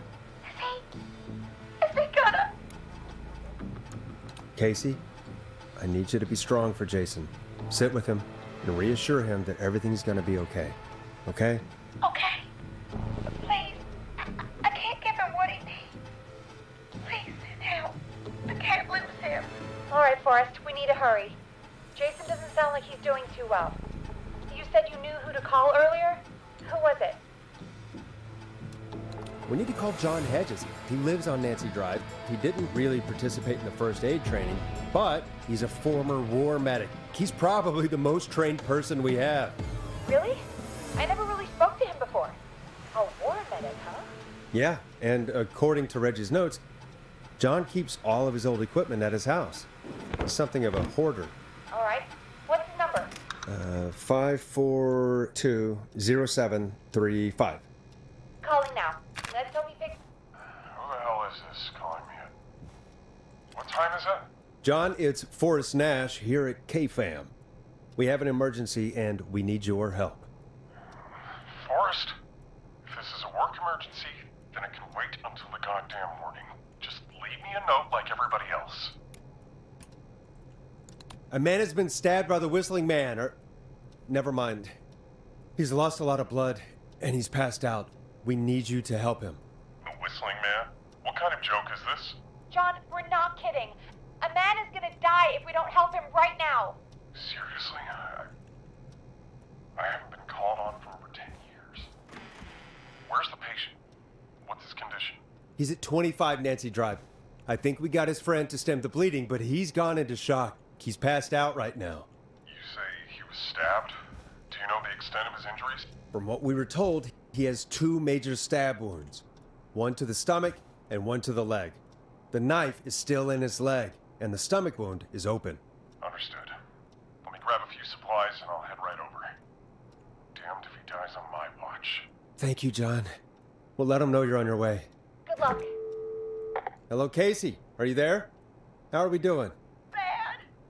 Jason seemed really weak and then just started thrashing. What about now? Is he still thrashing? He's passed out. Please tell me you found someone to help. Casey, help is on the way. My colleague will be there soon. You hear that, Jason? Someone is coming. You're gonna be just fine. Just hold on for me, okay? Just hold on. Come on. Hello, Casey.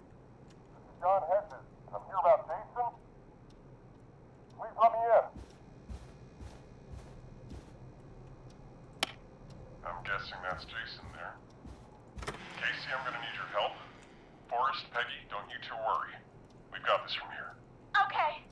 Forrest, we'll call you back later. I have to go now. Good luck, everyone. God, I hope he's gonna be all right. And with that, the show moves on. We're sending our best wishes to Jason. Well, after all that excitement, I think we could use some music. Come back upstairs when you're ready.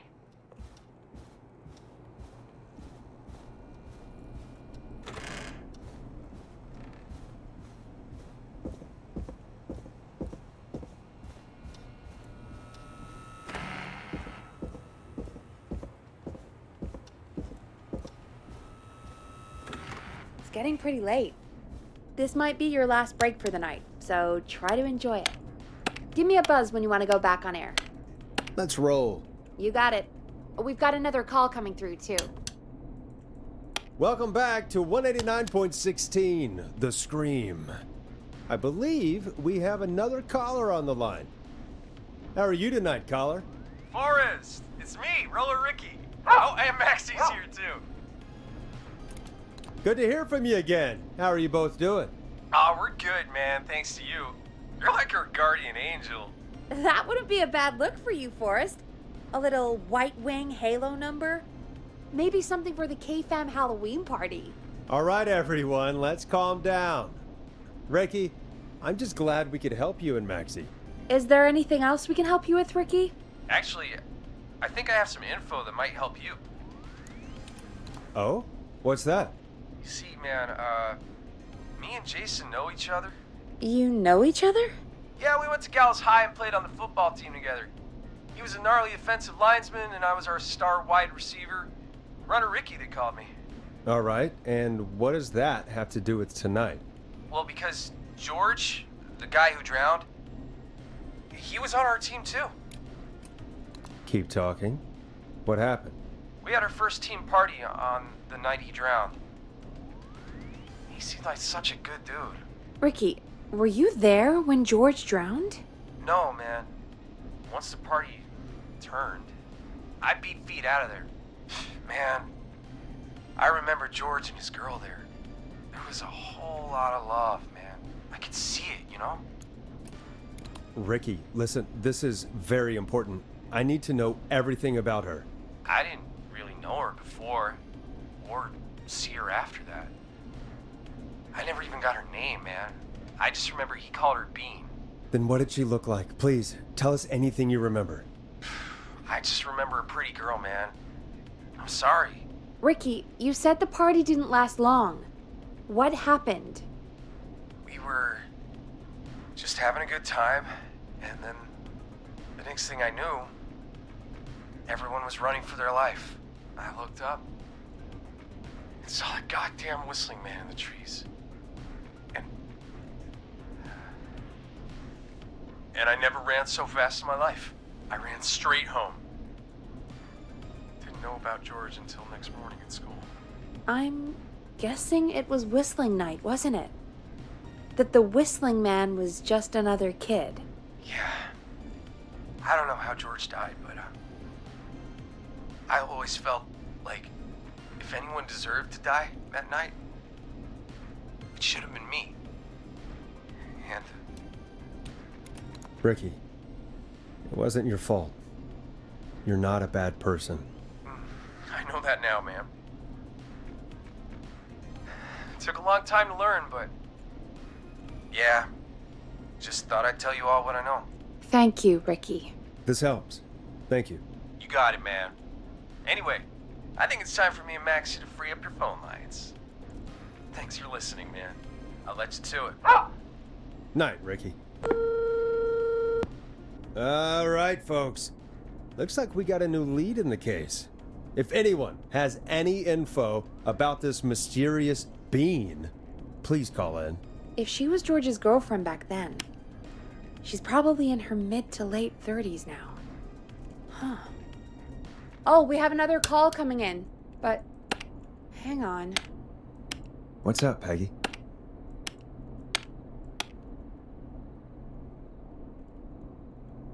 Peggy? You're gonna want to take this call off the air. Who is it? Just do it. All right, folks, it's time for another track. Here's one to help you sit back and relax. We'll be right back after this. I hope this is good news, Peggy. Who have we got? Find out for yourself on line 1. Hello? Forrest, I'm glad I got back through to you. Sounds like it's been a busy night, huh? Surprise! It's Leslie, our 911 operator, leading the charge from Henderson to come save us. It's so good to hear from you. Are you okay? We're doing okay. Sarah and I are both happy to be headed back home. We're happy to have you too. Wait, Sarah? Oh, yeah, I mean Deputy Martinez. Anyway, we got back into radio range a little while ago. We've been listening in, but haven't been able to get through until now. Ever since you found Sheriff Matthews, it's only gotten worse. It's been a long night. Well, it shouldn't be too much longer now. I'm glad I got through to you. I wanted to let you all know what's going on. I made it to Henderson. Turns out somebody had cut the phone lines, and they had no idea what was happening. After I told them, well, their sheriff sent a goddamn squad back with me to stop this. That's great news! That's crazy about the phone lines, though. Do you think the Whistling Man cut them? I'm guessing so. I don't know how the Whistling Man did it. But that doesn't matter right now. Listen, we're coming in hot, but we need your help. I know Gallows Creek isn't a big town, but if we don't know where the Whistling Man is, we can't get him. Her. That's where you come in. You can count on us. What do you need? It might be a long shot, but here goes. The Whistling Man already called up a few times. I bet she calls again. We're still a little ways out of town, so if she calls, stall her. Buy as much time as you can for us to get in. And while you're talking to her, try to figure out where she is. We'll be listening in, so once her location is known, we'll head straight there and end this nightmare. I'll do my best. I know you will. Heck, I can see the headlines now. Forrest Nash's interview of a lifetime. Anyway, I'll radio the other cars and tell them the plan is a go. Hopefully the next time I see you, it'll be with our killer behind bars. Take care now. We'll see you soon, Leslie. Oh, thank God. It sounds like this is almost over. We're nearly through this. I hope you're right. The sooner this is over, the better. I am right. Trust me. Anyway, we should get you back on air. Taking callers is the only way to see this through. Bringing you back live now. Welcome back to The Scream with me, Forrest Nash. The line is lit up, but before I get to our next caller, I just want to say, things are looking up. It's almost over. But for now, let's bring in our next caller. Evening, caller. This is Forrest Nash. Hello, Forrest. This is John Hedges. I'm here with Casey. I wanted to give you an update on Jason. John! Is he gonna be okay? He's a fighter. He'll be fine. We've got him stabilized and resting in a bed. We're preparing to move him to the hospital. Thank you so much. If you hadn't been there, then... God, I don't even want to think about what would have happened. Of course, Casey. We're just happy he's okay. John, Casey, you two did all the work. Tell Jason to get well soon from us, whenever he's up for it. Well, why don't you tell him yourself? Is this Forrest? Jason, we meet at last. It's good to hear you, Jason. How are you? Oh, well, I've got a hole in my stomach, and there's a knife in my leg, but John gave me something to take the edge off. So, I might feel even better than either of you. Oh. Take it easy until you get to St. Gabriel's. I will. But, before that, I needed to call you. I'm guessing the Whistling Man is still out there? Yep. As far as we know, anyway. I was worried you'd say that. God damn it. Actually, I'm glad you called. I wanted to talk to you about what happened earlier. Go for it. We spoke to Roller Ricky not long after you were attacked. You spoke to Ricky? Is he alright? He is now. I mean, he was attacked earlier, but this call came after. Hey, guys, I'm really sorry, but there's a call on the other line. I just need to make sure we don't have another situation brewing. You fill Jason in on what happened. I'll be right back. Sure, Peggy. Sorry, Jason, where was I? Yep. Ricky's fine. You don't need to worry about him. That's a relief. He told us about George. Sounds like everything's finally coming out now. It's been tough to hold it all in. Sounds like you've been holding back about something awful, Jason. I'm part of the reason my best friend is dead, Forrest. And the few who knew about it said if I ever said anything, I'd find myself in jail. For a long time. It was hell. And then the town just moved on. Like he'd never existed. What happened that night? I went along with the stupid prank, that's what. Whistling night. Some of the guys on the football team had an idea for a way we could haze the newcomers.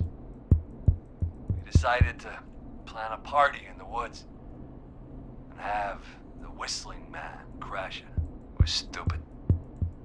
We each had a role. I was the stabbed friend. At the party that night, I left the group for a second, met our Whistling Man, pretended to get stabbed in front of everyone. Started an almighty panic. Those screams. That was the last time I saw or heard George alive. How did George die, Jason? I don't know. I was playing dead. But when I heard her scream... Ricky mentioned a girl named Bean. Is that who you mean? Bean? Oh yeah. I guess George did call her that. Yeah. He called her Bean. I heard her again tonight, Forrest. Her name was... What? What happened? Are we still on air? No, we're not. Seems like the power is completely gone. How do we get it back on? I don't, we can use the emergency generator down in the basement. Ricky picked it up a while ago in case we ever needed to do an emergency broadcast. An emergency broadcast? Emergency? Nuclear war, alien attack, broadcasting a serial killer's location to the cops so we can end this nightmare. Fair point. It's in the storage area, in the far back corner, up on the wall. You might have spotted it earlier when you were digging around for all those tapes. It'll have a big red button. Just press that. I'll see you when you're back.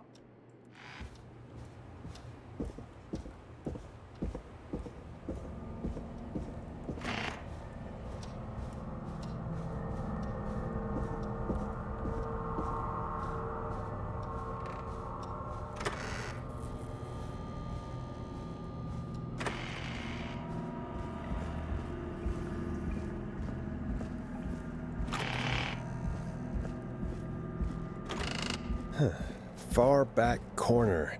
Why is this station so big?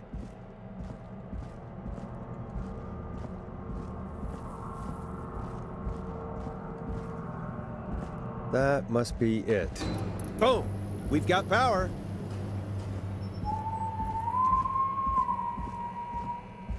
The whistling man. I need to warn Peggy.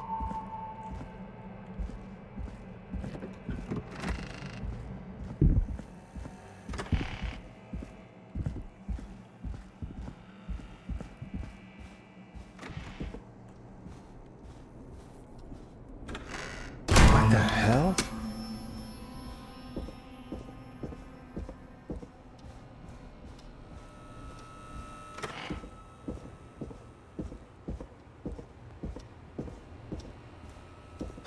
Oh no. Peggy! Where'd you go?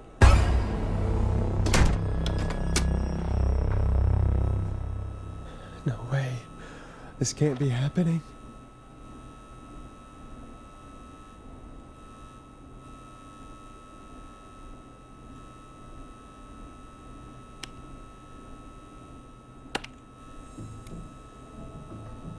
Where's Peggy, Don?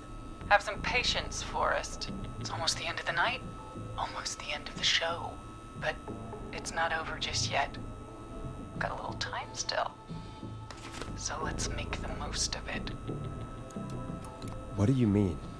Make the most of it how? Well... Huh? I thought we'd end tonight's Whistling Man special with a special guest. The one who started it all. Oh, let me take that out of your mouth and... You crazy bitch! Let me go! Welcome to the air, Mr. Teddy Gallows Jr. Wait. It's all gonna come out tonight, Teddy. Your daddy and his money saved you 20 years ago. But even if you crawled out of his coffin with all the money in the world... Wait, where the hell is Teddy? How are you talking to him if you're here with me? Because I'm not there with you, Forrest. I'm here with Teddy. And if he says where that is, well, he knows he'll get it. Wait, then... Who am I looking at?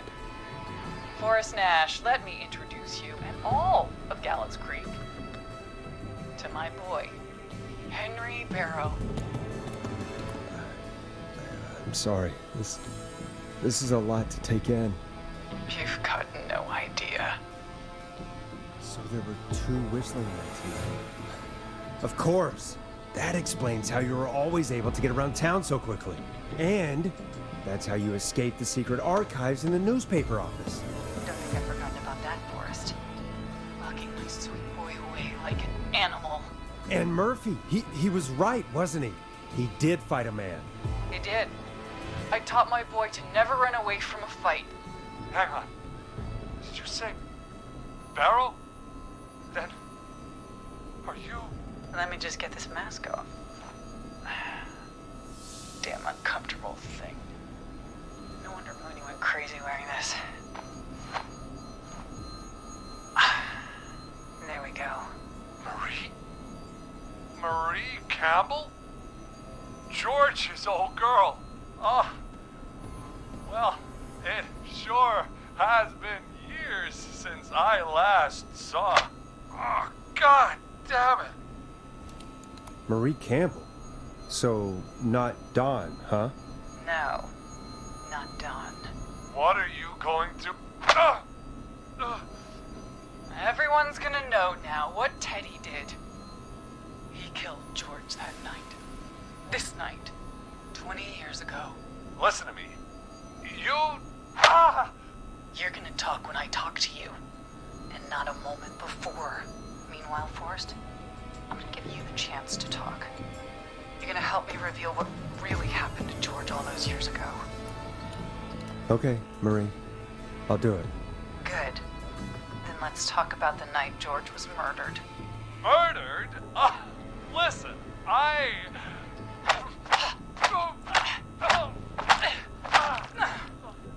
I said you speak when you're spoken to. Now, I know you've done some good work tonight. piecing together what happened to George 20 years ago. And that's why I want you to interview us. Interview you? All right, I can do that. Thank you. I want you to help me and Teddy tell the story, Forrest. Do a good job. And hell, you might be the only one to leave here alive.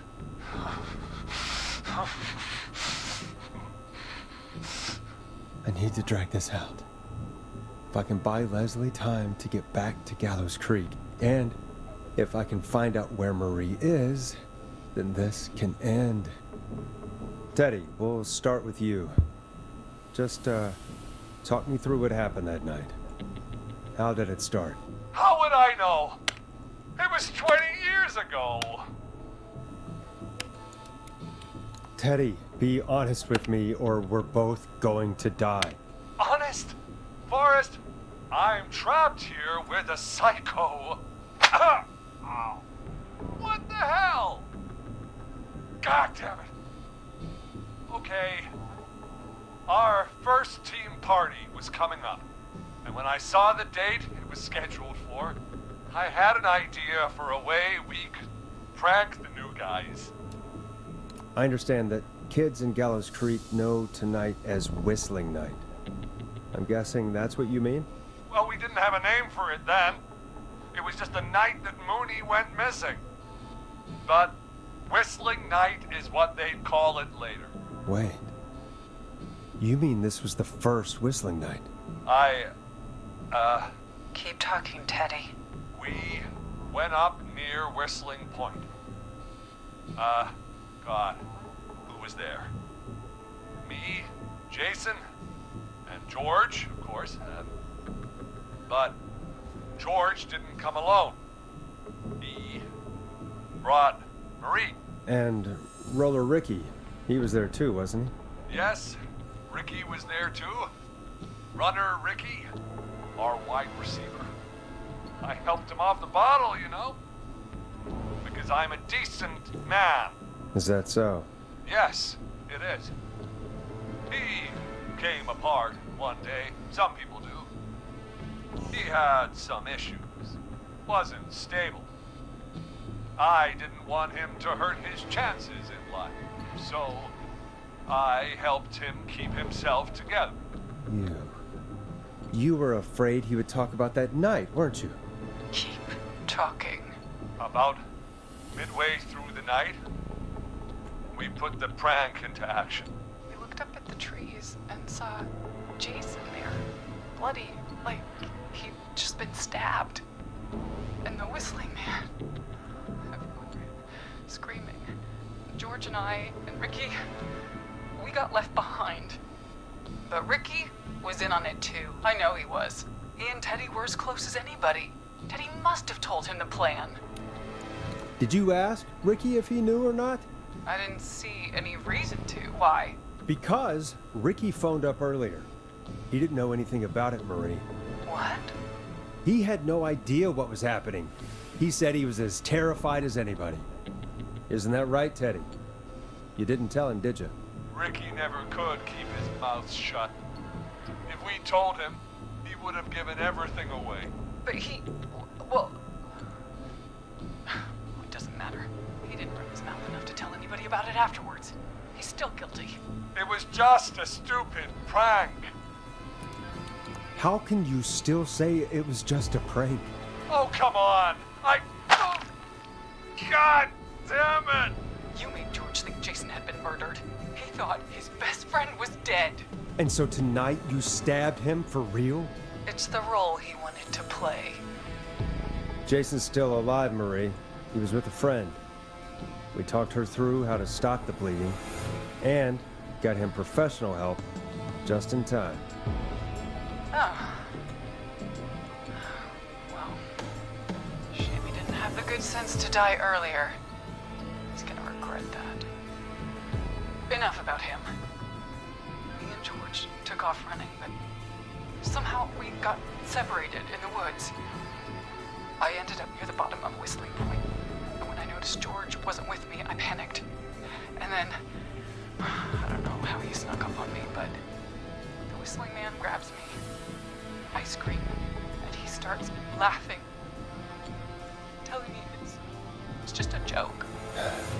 waste all of our time here. How did you feel in that moment? I felt like nothing was real. I felt small and confused. And Who was under the mask, Marie? Who was the whistling man? it was Chuck. Chuck Brody. Laughing away. But then he stops. And he's looking up. At the top of Whistling Point. What was he looking at? Teddy, what happened next? Nothing. I mean, it was just Teddy? George fell off Whistling Point. How do you know what happened? I saw it. You pushed him. You were up there. You were dressed as the Whistling Man too, and I didn't push him, God damn it! I just chased him up there and he kept backing up. When I saw he was about to go over, I reached out. That's what you saw. you liar. It's not my fault. He didn't know it was a joke. If he'd had any brains, he would have realized. Ugh. You bitch. No one's going to believe this. After all you did. If she's lying, why the cover-up? My future was at stake, Nash. You know what it's like. People like us are bred for bigger things. I'm going to be the mayor of this town, Forrest. And then governor. And then, who knows? What happened that night was tragic. It should never have happened. But it was a mistake.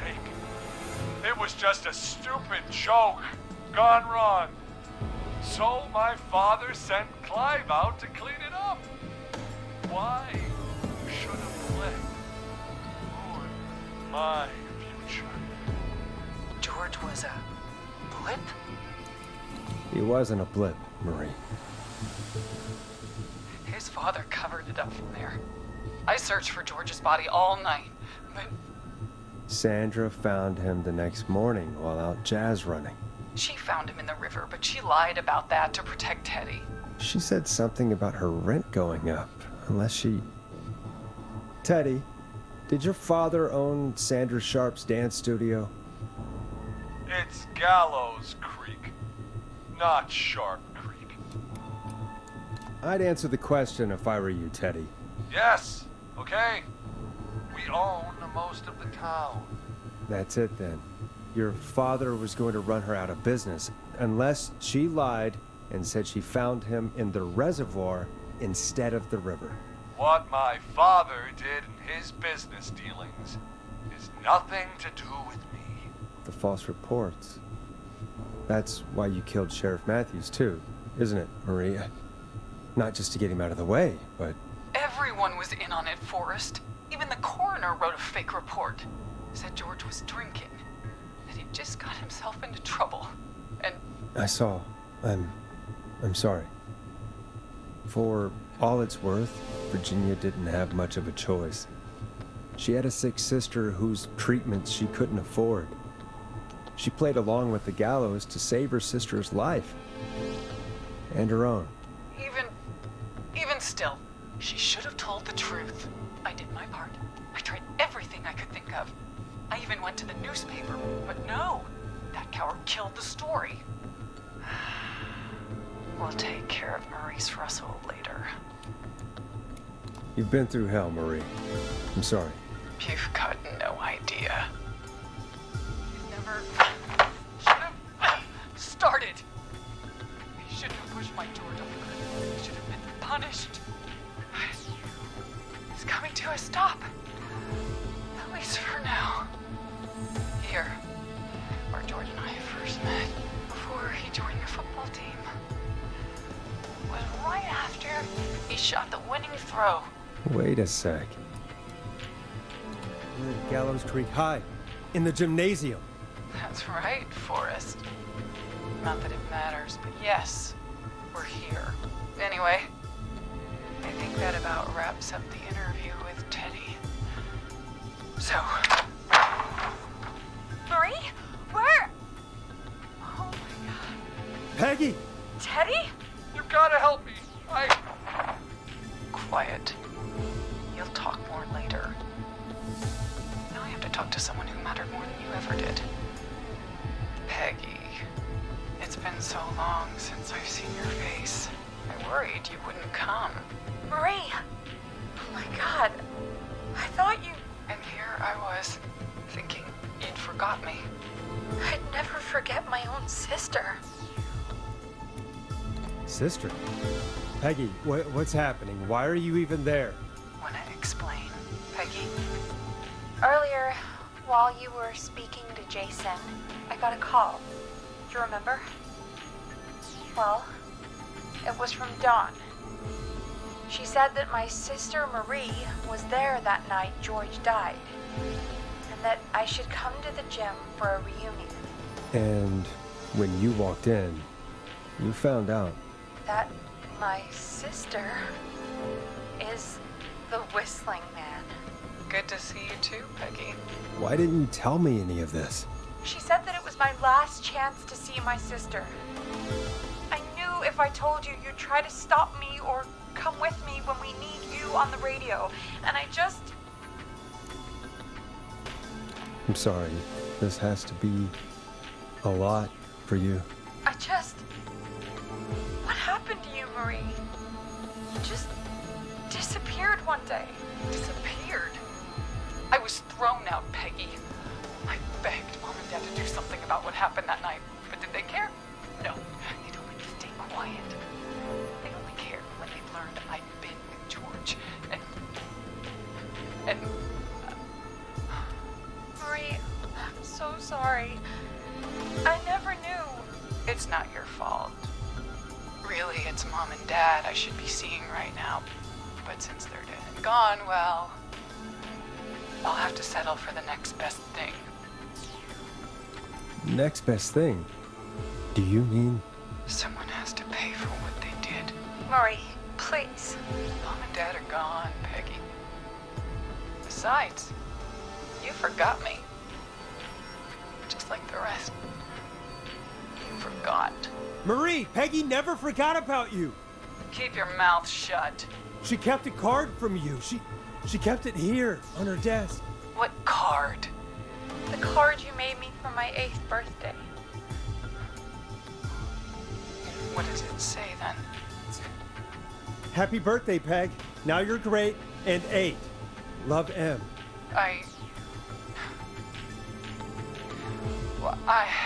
Henderson police! Freeze! No! Henry! Get out of there! Peggy! We have 2 wounded, and we're in pursuit of the suspect. Henderson police! Freeze! Forrest! Leslie, how's Peggy? She's been cut pretty bad, but we're here now. I'll be okay. God, Marie! Hey, Zara! I need you to look after Peggy. She needs help. Now. We got here just in the nick of time. Where's Marie? She bolted right as we got here. The police are right on her heels. It won't be long now. It's over, Forrest. Well, folks, it was a long night, but we made it through together. I'm gonna head off to go check on Peggy. This has been Forrest Nash. Let's make tomorrow better.